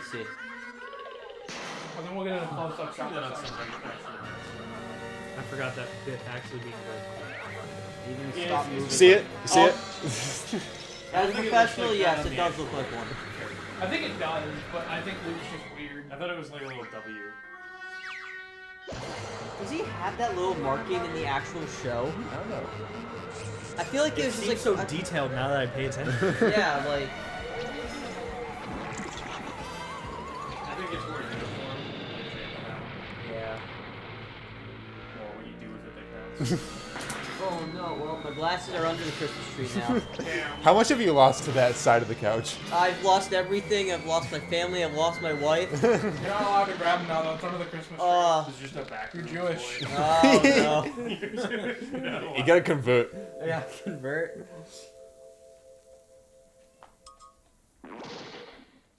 Wile-E Coyote. Super genius. Oh, shut the fuck up. Oh, I hate that. There's a story. There's a narrative explanation for it. I want to know the narrative. Something about him not being able to speak until he actually like catches his prey or something. His father forbid it. And I was gonna be like he was a Harvard graduate or something. I didn't like. He is. Out there. Is he? He's very smart. He's a teacher at what's it called? Whatever the Luniversity. He's actually a teacher. Yeah, he's one of the teachers there that teaches Tiny Toons. And in spite of that, I'm pretty sure he has an IQ of like 4. Yeah. I want to point this out. They're comparing Wile's power to a machine that he never interacted with, owned by a character he never interacted with, that was then being used by another character he never interacted with. Wasn't it owned by the Martian? Yeah. Yeah, it was owned by the Martian. But it was owned by Marvin, it was being used by Plucky Duck, and he never interacted with either of those. Okay, so I looked up the actual art for Tom from Tom and Jerry. It does not look that penile. It looks like a strip. Of, Oh, like, just yeah. white. It does not look like that. It's one lump. Yeah, it's just like a singular lump of No gray. penis there. Yeah, not penis in sight. Yeah. Clearly something more fundamental to their essence. And since the dissolver works Do you think that detail with the Martian thing would have changed the outcome? I do. Oh, okay. It wasn't a sure bet. Hell, it could have Well, okay, with the way they explain it, I think Wily would have still won.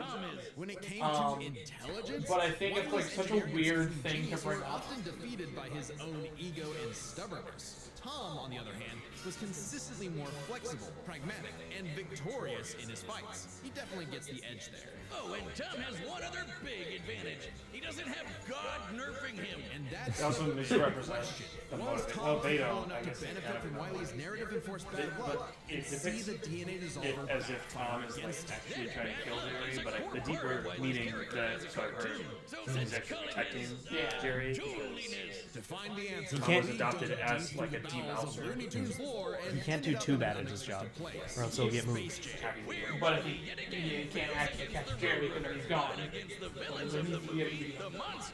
Also, the fact that Space Jam is one of the reasons that they gave Wily the win.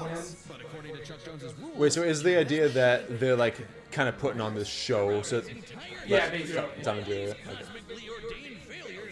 Okay. When you put in the new votes for the next one, and I saw Sora versus LeBron James, I really fucking want that matchup now. Wait, why? Because they interact with Disney? Well, it's because it's the human interacting with the Disney world versus the human interacting with the Looney Tunes world. Why wouldn't they do like Brendan Fraser then? Is the only other especially when the only reason it failed was because of Brendan Sora Fraser in- doesn't have magical, mystical abilities that help him do basketball. You ever seen The Mummy? Have you seen Hit Movie The Whale? I could have done Michael Jordan, but LeBron James is better. Tom ultimately had no surefire way to kill Wily, whereas Wily's superior strength Duh. and booming arsenal ensured his victory. Wiley gave one hell of a chase and left Tom Jones in for a rematch. The winner is Wily Coyote. Good episode. Ah, no. Wow. We're watching it again, I'm baby. back in the fucking building. Oh my god. This is the clip. This is the one that has the clip of me losing my fucking mind. Another My Hero one. Yeah, it shocked me that they did 2 this season. Alright, hold on, I'm trying to... Okay, so which Spider? Off this Miles one. Morales. Spider. Is that Miles? Yeah. Yep. It's a little You can't sideways. tell? I wasn't sure. I for some reason weirdly thought that Miles won up until like the Yeah. last frame of. Sorry, my Nah, bad. you're good. It's also So I'm wrong. this is also They said Spider-Man. a Moro No, you didn't. episode. No, you said I lost track There's of the no plot. redeeming that. The Trinity said Spider-Man. Looking for you. Care to show me what you can do? I felt like I would be wrong, but I don't want to.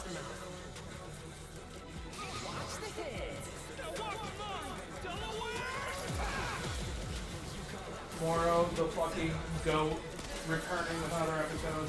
This is the super like accurate Deku voice to me. I mean, It's pretty good. A little bit deeper of a register, but this is also a personal opinion, so you know, bring it on. To comments. I'm not really a fan of Deku's voice in general. A lot of people aren't. Nah, It's just insufferable. That's like the one. That's one of the big things that kept me from even watching the show. It's too isekai. He's my second favorite character from My Hero, though. Shigaraki Deku Ida.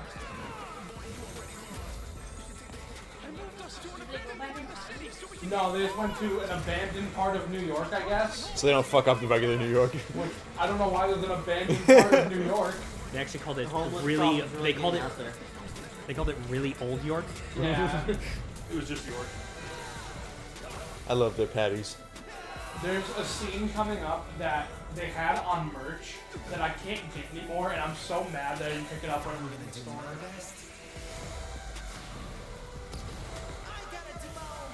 This right here. Yeah, this animation is Also, I love this song.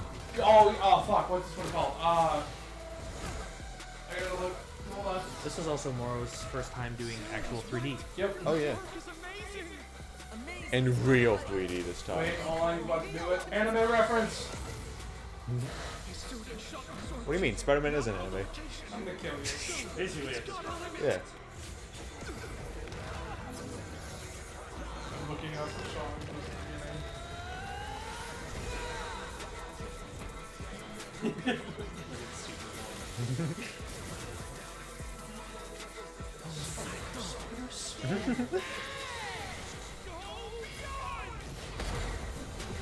This is called You Say Danger.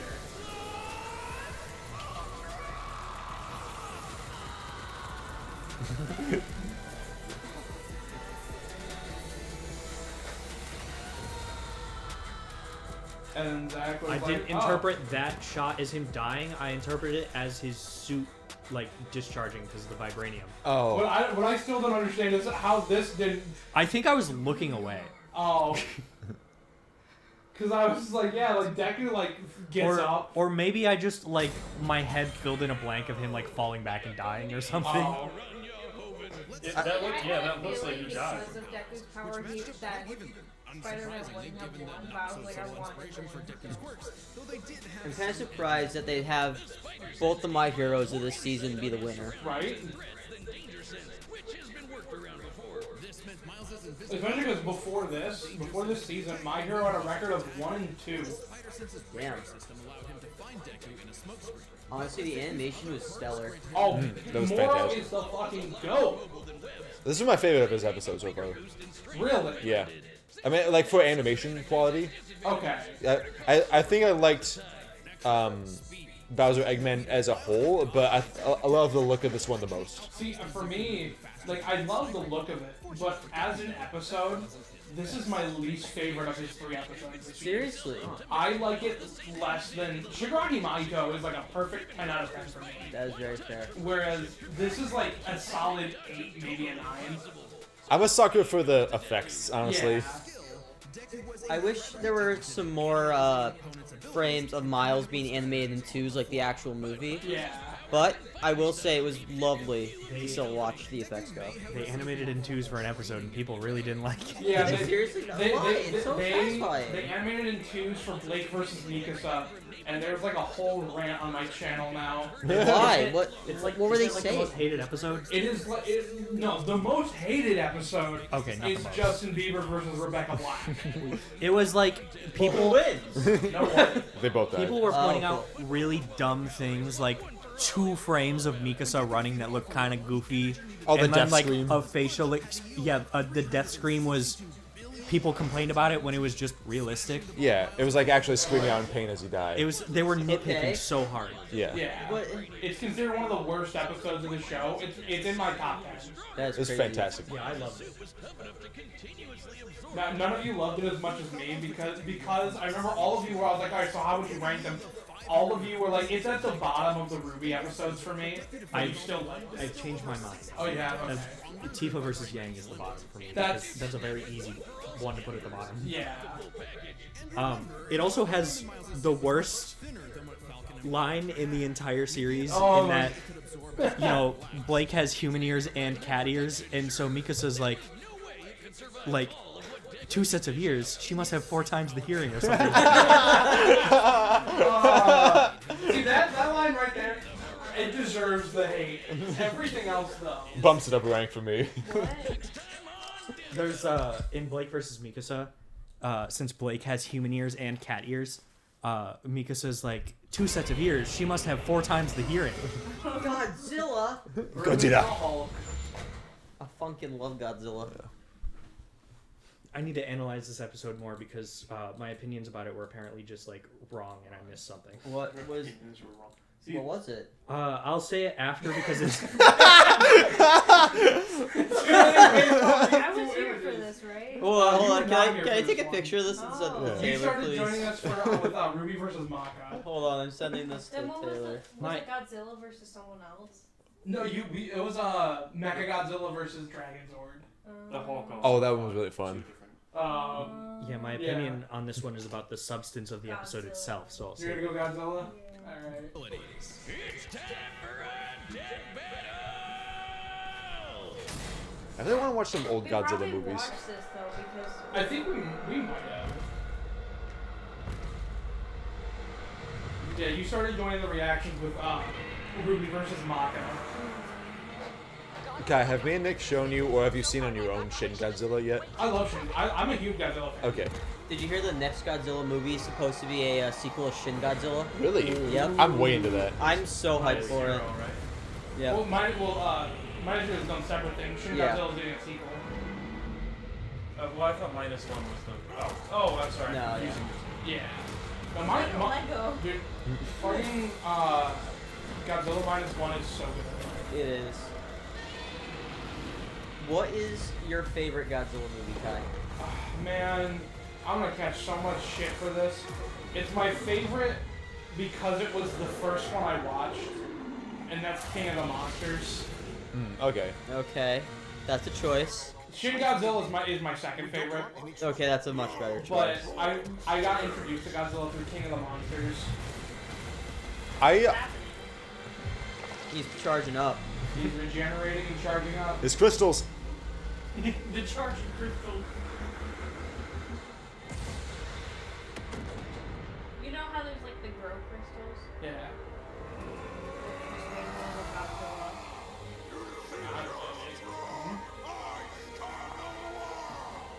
I don't know if it's my personal favorite, but I feel like -1 is probably the most objectionably like good Godzilla movie, probably of all time. That's the World Yeah. War II one.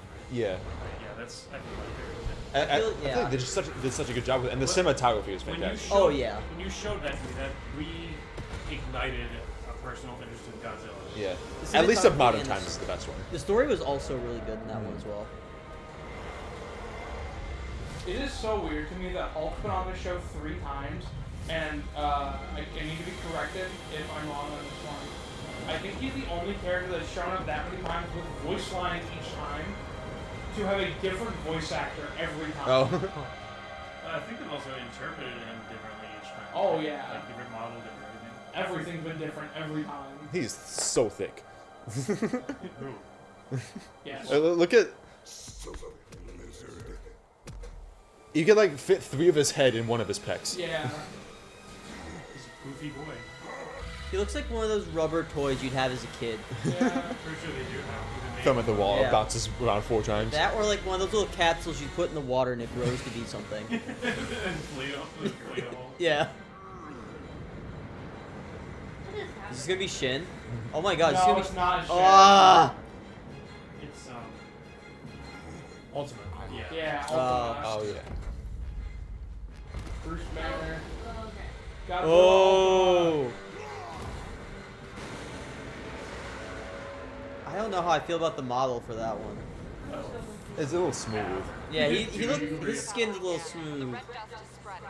Godzilla has grown in size, but we believe we are. He looks like Nightmare Freddy. That's what it is. Yeah, I He looks see like it. Nightmare Freddy. I see it. Who are they reporting to? Who else is dead? Trillion to 1 and rising. That's the odds. Chance to nullify the madness behind the monster. I still don't fully understand this thing. This whole sequence of like he's fighting as Hulk, but as Bruce Banner, he's like working on the gauntlet. Basically, it's the bit where they're showing with Bruce Banner. That's him making the gauntlet or tweaking it in between deaths while he figures out how the fuck to kill Ultima. Like while he's dead, he's doing that, and No, then no, he he comes back. comes back, but then he hides. He Okay. comes back from that one death, hides, and uses the scrap on the cars to make the gauntlet, and then this is him dying over and over until he gets it. Okay. Because according to the dialogue, Godzilla has the most kills for a loser because he apparently killed him anywhere between millions and trillions of times. And he still lost. Yup, because Hulk could just keep coming back. Did they not count it as like a end of match death because he comes back so quick? Yeah, you can just instantly come back. Okay. There's nothing stopping him. What could actually like permanently kill him? You would have to be able to get to the below place and stop stopped him from coming back down there. Okay. Probably, I would assume, kill him there. Yeah. Hulk versus Oryx. When he's not in full form. Oryx would be The big guy clapped a universe The to below bits places and is shook a the whole way to infinite describe dimensions hell. like What's below hell? in a straight fight Oh. with a It is the lowest plane in Marvel's cosmology. This is the green door. Yeah. Green glass door. Now I need to see this fight with Shin Godzilla. Specifically him. Specifically Shin Godzilla. They did give him, I can't remember if it was Shin or -1, the tail laser.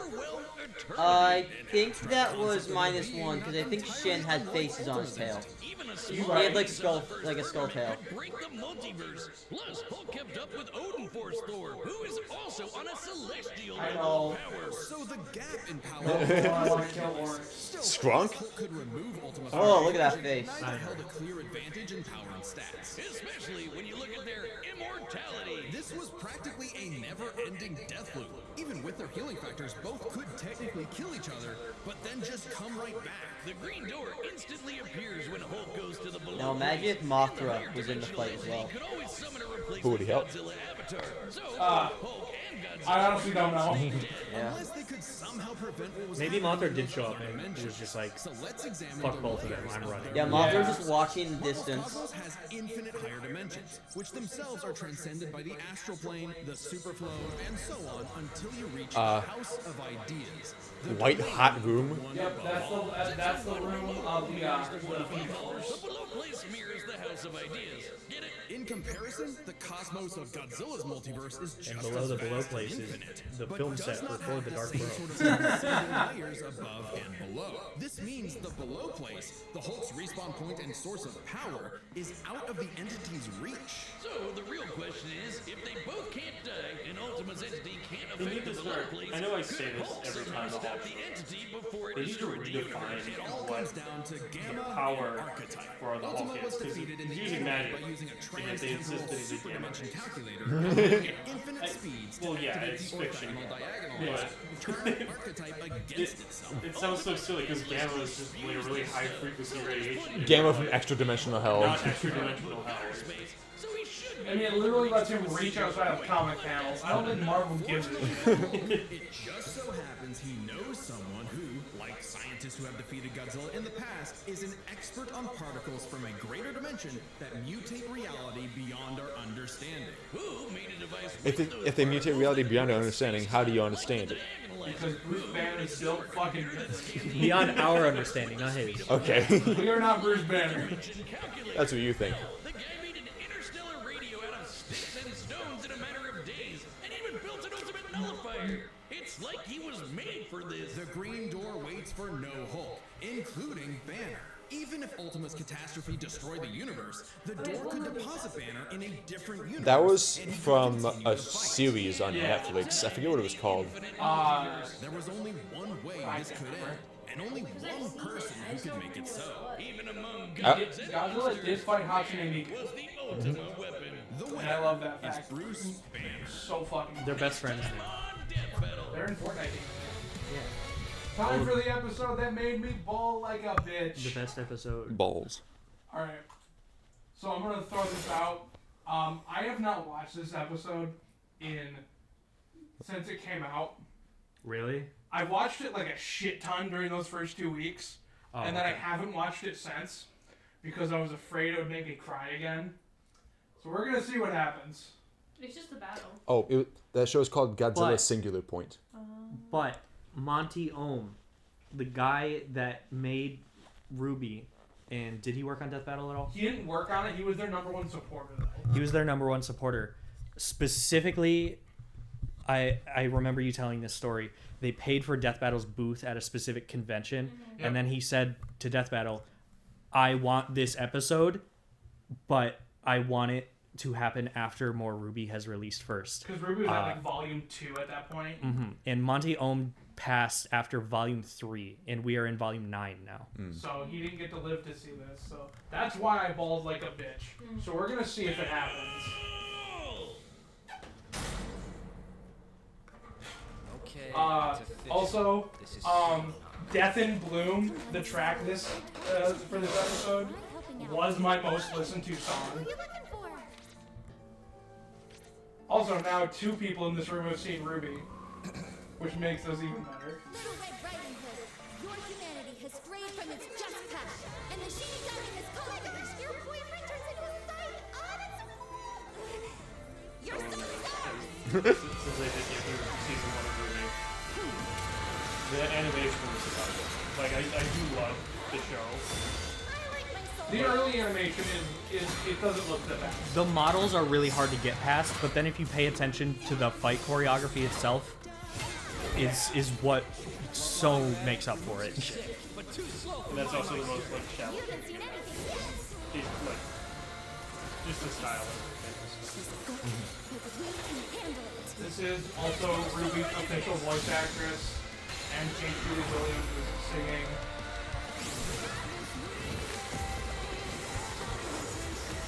The singer from Shadow Generations. I love that she's in that. Casey Lee Williams is just beyond talented.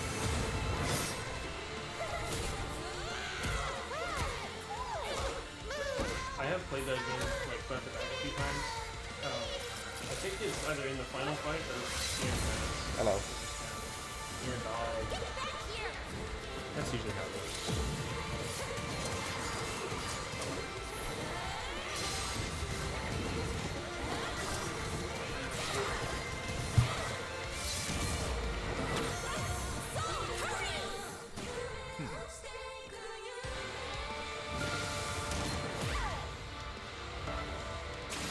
This is also the first time the Black Blood dress has ever been animated.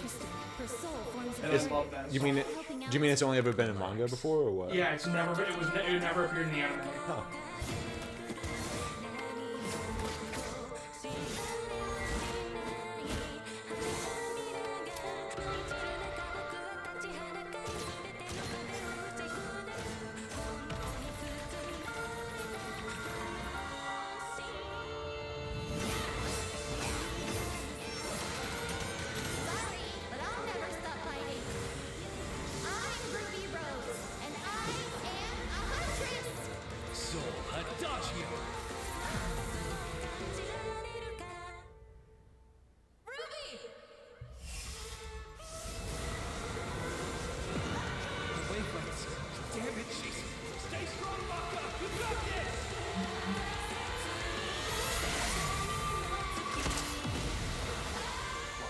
Let it play.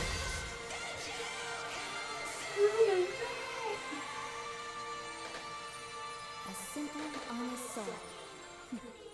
Ruby Rose, huh? And then this is where I was fucking bawling my eyes out. And Zach's like, no, unpause it. I'm gonna play it. Rest in peace. Let her get up. Alright, I made it through.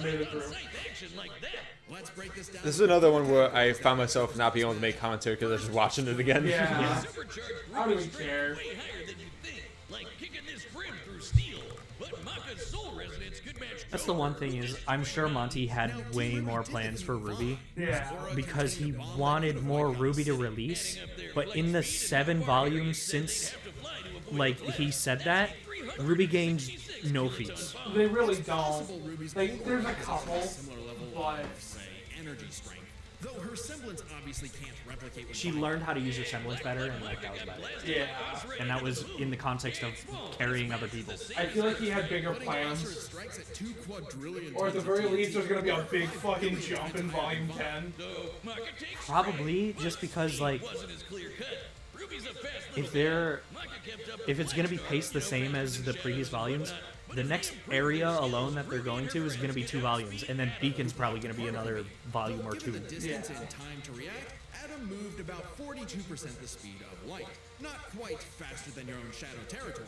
Still, Ruby's pedal burst has become far faster than this over time, and clearly gives more than a 2-time speed increase on top of that 42%, making her well past light speed. Definitely enough to take on Harriet, who was all about speed. Angry speed. This isn't to say Maka couldn't keep up thanks to Soul Resonance, but pedal burst makes this comparison close enough to call it a tie. and their speed would be key to winning in Yeah. skill. Come on, Wiz. Call it what it really is. Hank is a Hank. Scythery. That's not a word. Maka's Scythery was pretty good, but He's the so one that was likes all the like it when I beat before. the shit out of As a him. Meister, she was mostly a guy. It's easy to assume that Ruby's Scythery was superior. She's entirely self-sufficient at dancing with her weapon. Soul's own control is still a factor here, but it doesn't change I'm that not gonna Ruby's lie. been swinging that thing I had to fight not to more cry. than Maka. Ruby's got Scythery in the bag. Perhaps this edge would be enough for Ruby to avoid Maka's far greater strength. I have to save it for Ash versus Yugi. So, Aura's really cool. Cass said I would Big cry. superpowers and so on, but it's got one big weakness. It is a finite resource that is required for all of Ruby's powers. Petalverse, activating dust, even powering up Crescent Rose takes juice and some aura. Once it's gone, Ruby's totally vulnerable. And there's a second key factor regarding aura. It is specifically a manifestation of Ruby's soul. And Maka's powers are all about taking on souls. Maka had lots of ways to Does that mean if she like used her power too much, her soul would deplete and she would be no more? So she has her soul still, it just would be weakened for a bit. What if she pushed it too far? You can't. You can't push enough to destroy your own soul. The whole thing with aura is pushing it so far past its limits that it like forms an ability, It's like basically. how you can't bite off your own finger. I haven't tried yet. I don't want to. Your soul breaks. I've tried just to see. Maka and Soul's whole story is about reaching that perfect soul resonance. Asura tried every way in the book and more to separate their wavelengths and failed. And we already talked about how much stronger he is than Ruby. Maka takes power, best bit's because when coming she rose to the occasion, Ruby didn't stand a semblance of a chance and bit the dust. The winners are Maka Albarn and Soul Evans. Wait, his name is Soul Evans? Next time on Dip. Oh, and then here was my little freak out thinking we were getting Buffy versus Dean. Nope, Blade versus Buffy. It's still cool though. It's Really, such a good episode. it's so good. It's such a good episode. Can we pause for 1 second? I want to get some nog. Yeah, go ahead. I genuinely, after the session where we watched this one, I was Beautiful. looking to see if this company had job applications. Yeah, Ismahawk is insane. There's a Unfortunately, lot- they're live like, action, bitch. unfortunately, they're like a 20-person group and Yeah. probably like an in-group of friends. Please don't keep this in. You could start your own. You know what you could call it? I'm killing you. I'm killing. The fact I didn't think of that, I'm I've killing your whole family. I've failed in making humor that nobody likes. How many of those jokes are you gonna make tonight? 6? 7? Seven. God I'm damn killing it. you. I'm killing you right fucking now. I don't know when it became my legacy to like play off of like popular humor and like make it unfunny, but it happened at some point. You didn't make it on funny. 6'7" was never fucking funny. Okay. Have you heard 8, Here's the 9? thing, though. Here's the thing with 6'7". I appreciate it because it is one of those quote unquote art forms that has no meaning, and I fucking love art that has no meaning because that's the meaning. Is there is none. Well, Okay, there's tough at least lines. Have you guys seen the video Huh? where he does There's this, at least the 6'7" thing so fast he passes 6. out? No. Yeah. Sorry, I was distracted. What? World's fastest 6'7". He passes out during it because he's doing it too fast. He Oh my loses, like God. all of his oxygen. Oh my Broke the God. limit. People commit. Yeah, commit to the bit. Go to the hospital. It's definitely different than the one we had. It's less thick. It's more sugary and less like vanilla-y. Now that you guys pointed out, sorry. Oh, you're good. Now that you guys pointed out the Darman actor, I couldn't unsee it before, but then I researched. Now I'm still not gonna be up to. I also love the difference in quality in these two images. Bade Because versus one's from Bluffy. fucking Marvel Rivals, the one's from a PS2 game. If you squint, they almost look the same. I'm squinting, That they still look glasses are different. basically the same. Yeah. Speaking of which, I'm gonna have to find my glasses at some point. You can borrow Actually- mine. If you want to do Yeah, that you wanna now? You've just been blind for the whole. No, because I'm gonna somehow knock over the tree mid-recording. I do not have the. I don't have the energy for that. I think I can see those maybe. The reviewers that. You want me to grab them? No. There goes my phone. Bro. I'm killing myself. I can. Try what? Are you nearsighted or I farsighted? just noticed this. They're Neither. carrying, Legally blind. Everything's bad. Yeah. And the reveal of everyone here is a vampire. Yeah. Oh, would you look at that Greyvard screen? Who would have thunk? I'm gonna just go under there. Is this a real or fake tree? Fake. Okay, cool. I'm going under. I would. Where are you? I can move the chairs. Is there any pride decorations on it? Huh? Yes. Are there any pride decorations on it? There are not. I was Damn, one I for a can't- second. I can't call it fake and gay. Well, are This is there bisexual multicolored colors. lights? Bisexual That's just ornament. coincidence. Okay. Bisexual Christmas tree? Not that I'm against it. It's coincidence. No, you're against it. You're against me. I do fucking hate You're against me, my gay lover. I see pink on no, there. That's probably no, gay. I'm not against Taylor. I'm against you. Oh. Taylor can be gay all he wants. You want some nog? You probably shouldn't have nog. That cat craves nog. It's good for him. He's a growing boy. No. It's incest.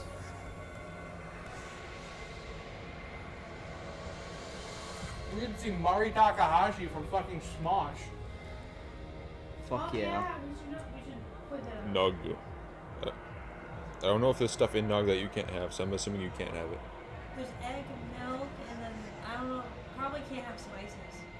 Oh, I think that that most- probably messed with Tom. Technically, they do really like it, but they're not technically supposed to drink milk. Yeah.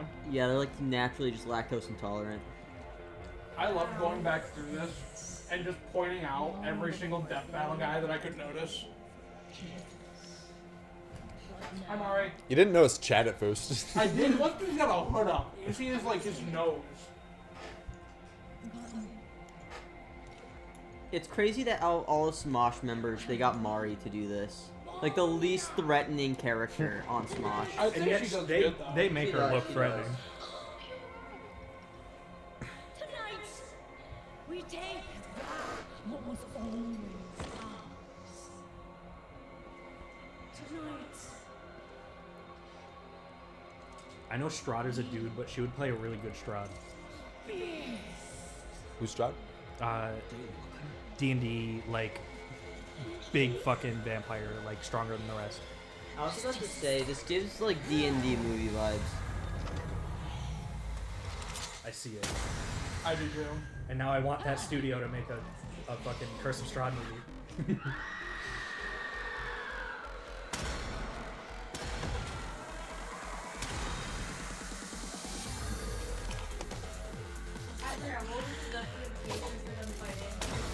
You'll see it in a second. They get They're there. not fighting This, right now. this is probably the best explanation for a fight I've seen so It is. far. I feel like I remember it being really good. I just don't remember what it was. I forgot to bring up the track for the last one, which is Madness of the Monster. I brought up Ruby vs. Maka, which is Death and Bloom. Hulk vs. Godzilla's Madness of the Monster. This one is Neon Ash. Of course. Nothing can stay the way it's supposed to because I'm fucking dumb. We need to go back to the shitty $5 lapel mics. Oh yeah, that'll be a good way. They have more professional wireless ones now. Hi Liam. Bye Liam. Probably close. Mario's about to get hit with a fucking suplex.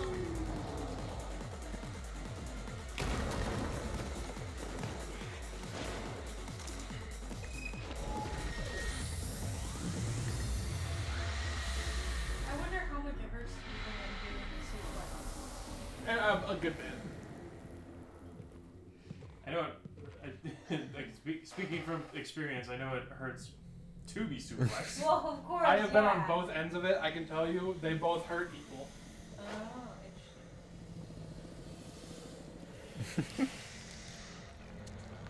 Breathing gun. Oh. Yeah. Okay, I thought it was the other way around. Is it because she's turning? Yeah. So, And he was like, I can't have that. but she doesn't know that.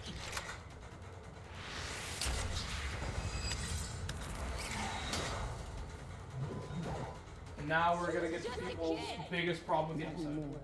The Blade voice. Oh yeah, that was he looks the part and he can do the action. The voice is just too high. Yeah, it's.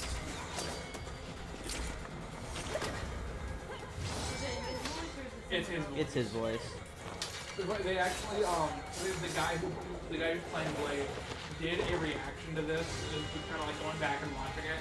And when he got to the "not anymore" line, his exact words were, "Is that what I fucking sound like?" Oh no. Well, to be fair, he heard it differently. Right. I mean, but they could have done multiple takes. Yeah. Because his voice is just high the entire time. It's just how his voice is. They could have like still voiced over it. It's just That might have been too obvious. maybe. They probably were working on like limited time about it. Oh yeah. Yeah. I don't know, but you're telling me no one else in that crowd they killed had like a deeper voice? I don't think it sounds bad. It's just not like It's not. That's the thing is actors who are too good at their job kind of set a standard. Yeah. Like how Batman is always like, oh Batman. Like now because of fucking Christian Bale. Well, to me, I hold the standard for like voice acted Batman, like as animated Batman. No. And that, I feel like it's more accurate. Just now, anytime we see live action, it's gonna be like Christian Bale. Yeah. Same thing with Blade. Now, if we get another Blade, like it's not gonna work unless it kind of sounds deeper. I'd prefer if you wouldn't.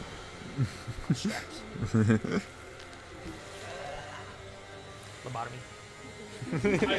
I hate so much that this is Baby Blade versus Darman actress, because that's what the internet still sees it as. What do you mean, Baby Blade? Because he looks young and he's got the super high pitched voice. I see it as Blade versus Buffy the Vampire Slayer. That's how I see it.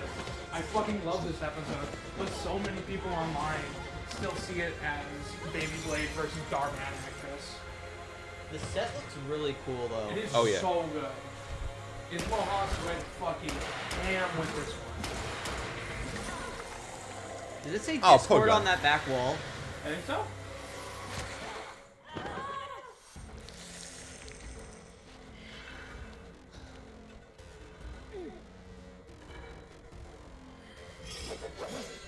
Oh, it's just this build or something. You're acting like you pay rent. Their sword. I see you've got to admit it. Bring it on.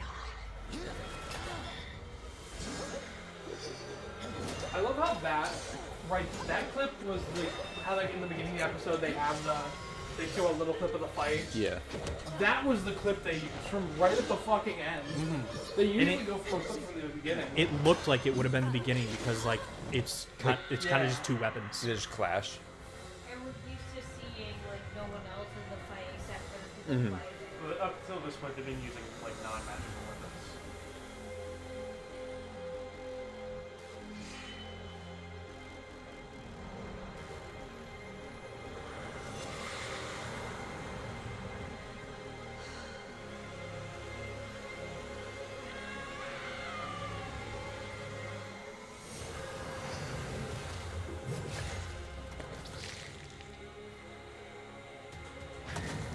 I know this episode caused some, not like hate comments, but some shit to be thrown my way.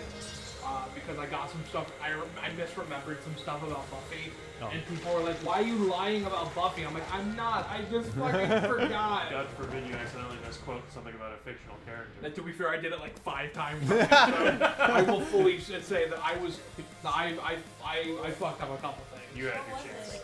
There were a couple things, like with with Buffy being brought back from the dead.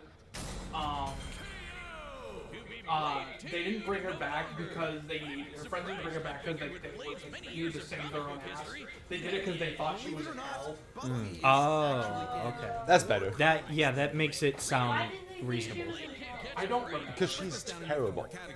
First up, stats. Yeah, I was in Buffy's Buffy lifted was. much heavier things and survived more significant I mean, to be explosions. fair, the thing I didn't get wrong about that is that everyone in Buffy kind of fucking sucks. Yeah. Compare Dracula creating a storm that covered Boston to the Sorrow Demon creating a storm that covered Los Angeles, a city over 5 times larger. You might be able Dig to up her body first.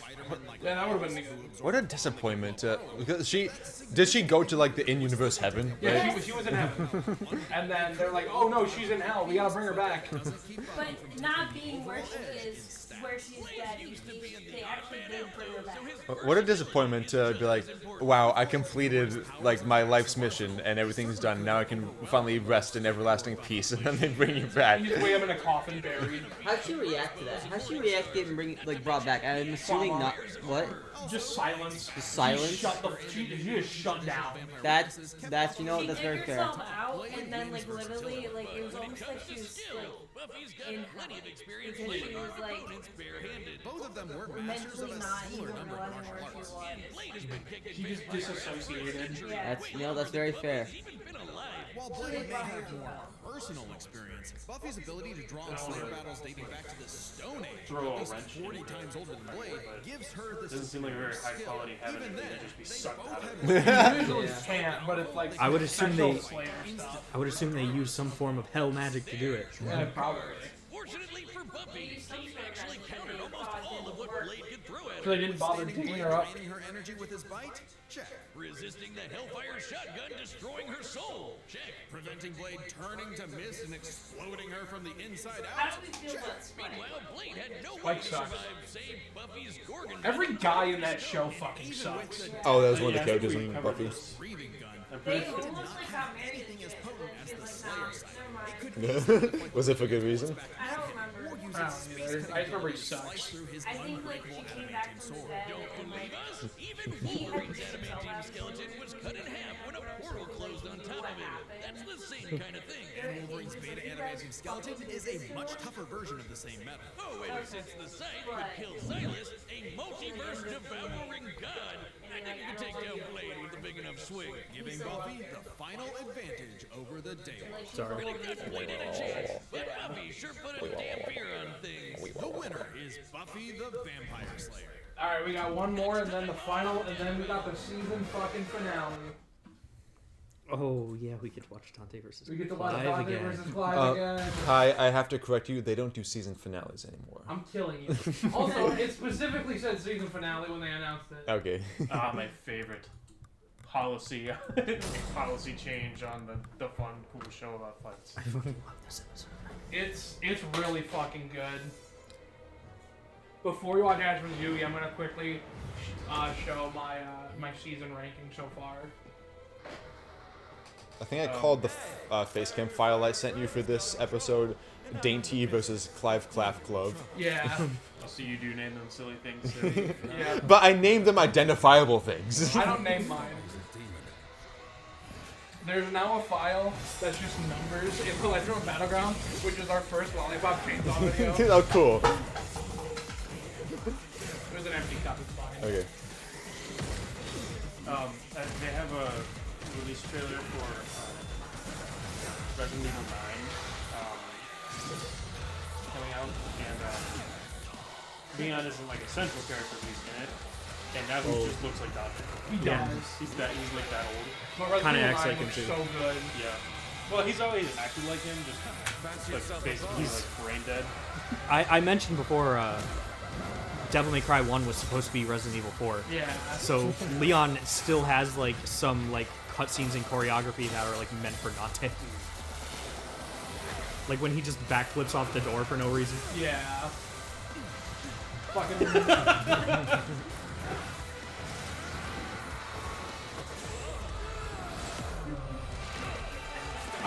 I can't. I fucking love Torian. And I have to double check the episode. I think I know what the song name is, but I'm gonna double check it. Would it be a good idea if I play Final Fantasy 16? Yeah. Yes. Alright. It is my favorite game of all time. Play it. The Devil I'll consider Inside. it. That's the name of the song.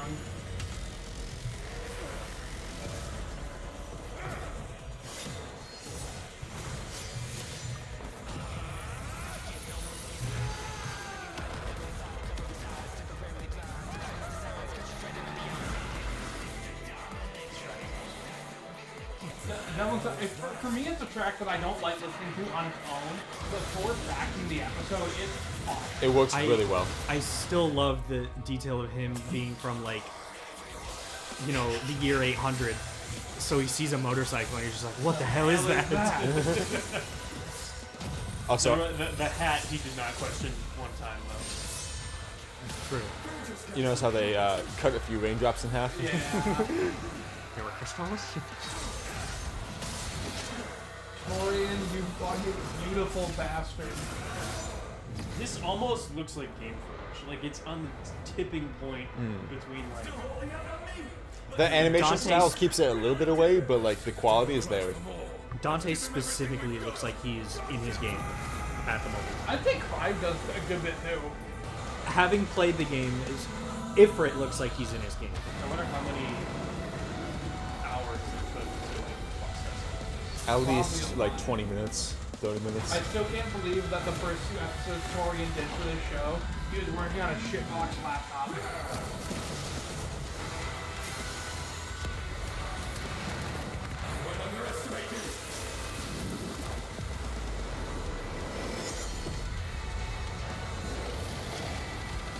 Oh, I love that. It's so so much better than Kratos Oscar.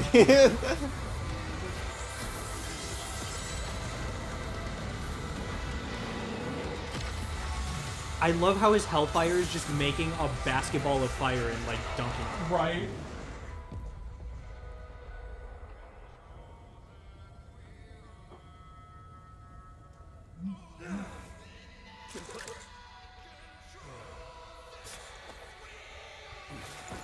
This is how I imagine chess.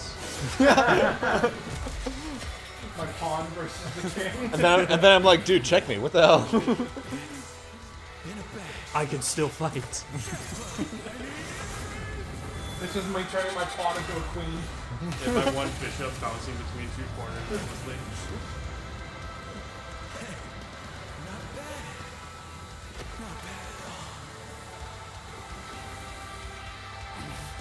After a fight like this, the gods will be nothing. Hank. Yeah, that's what I thought. Okay, that was a whole nother level of close, but I think we got the point. This was not an easy call to make. Dante and Clive matched each other so closely, it was hard finding a definitive advantage either had. This is best explained through 3 categories, starting with stats. Both Dante and Clive could easily beat up universe-busting threats.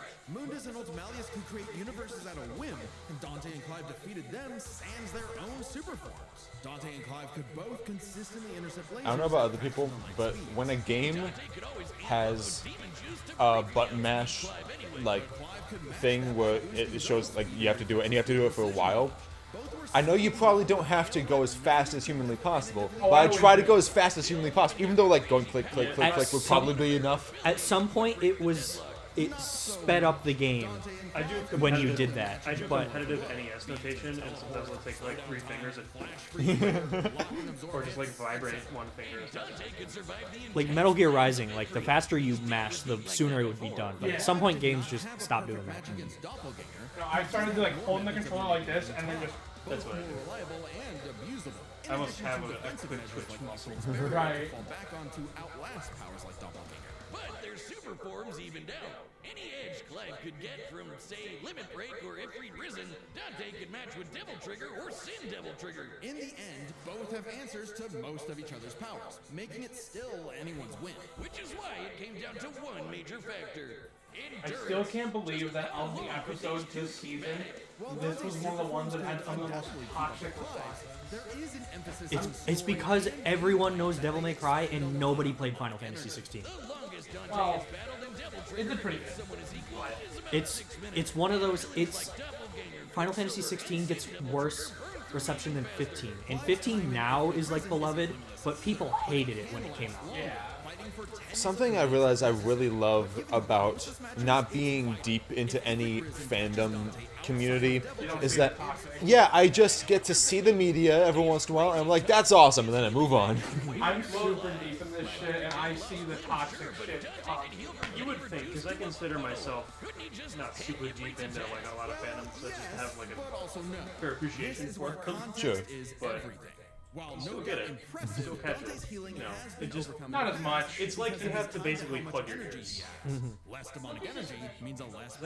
It's Thank hard. you. It's hard to plug my ears when I want everyone to play my favorite game, and everyone's like, "Man, that looks like shit." When it's actually the literal coolest thing ever. And you certainly haven't escaped the effect. Even if we assume Dante could get a second. Sure, but that's such a minimal. Like it's a bunch of idiots. It's just, I there's a don't few know. idiots.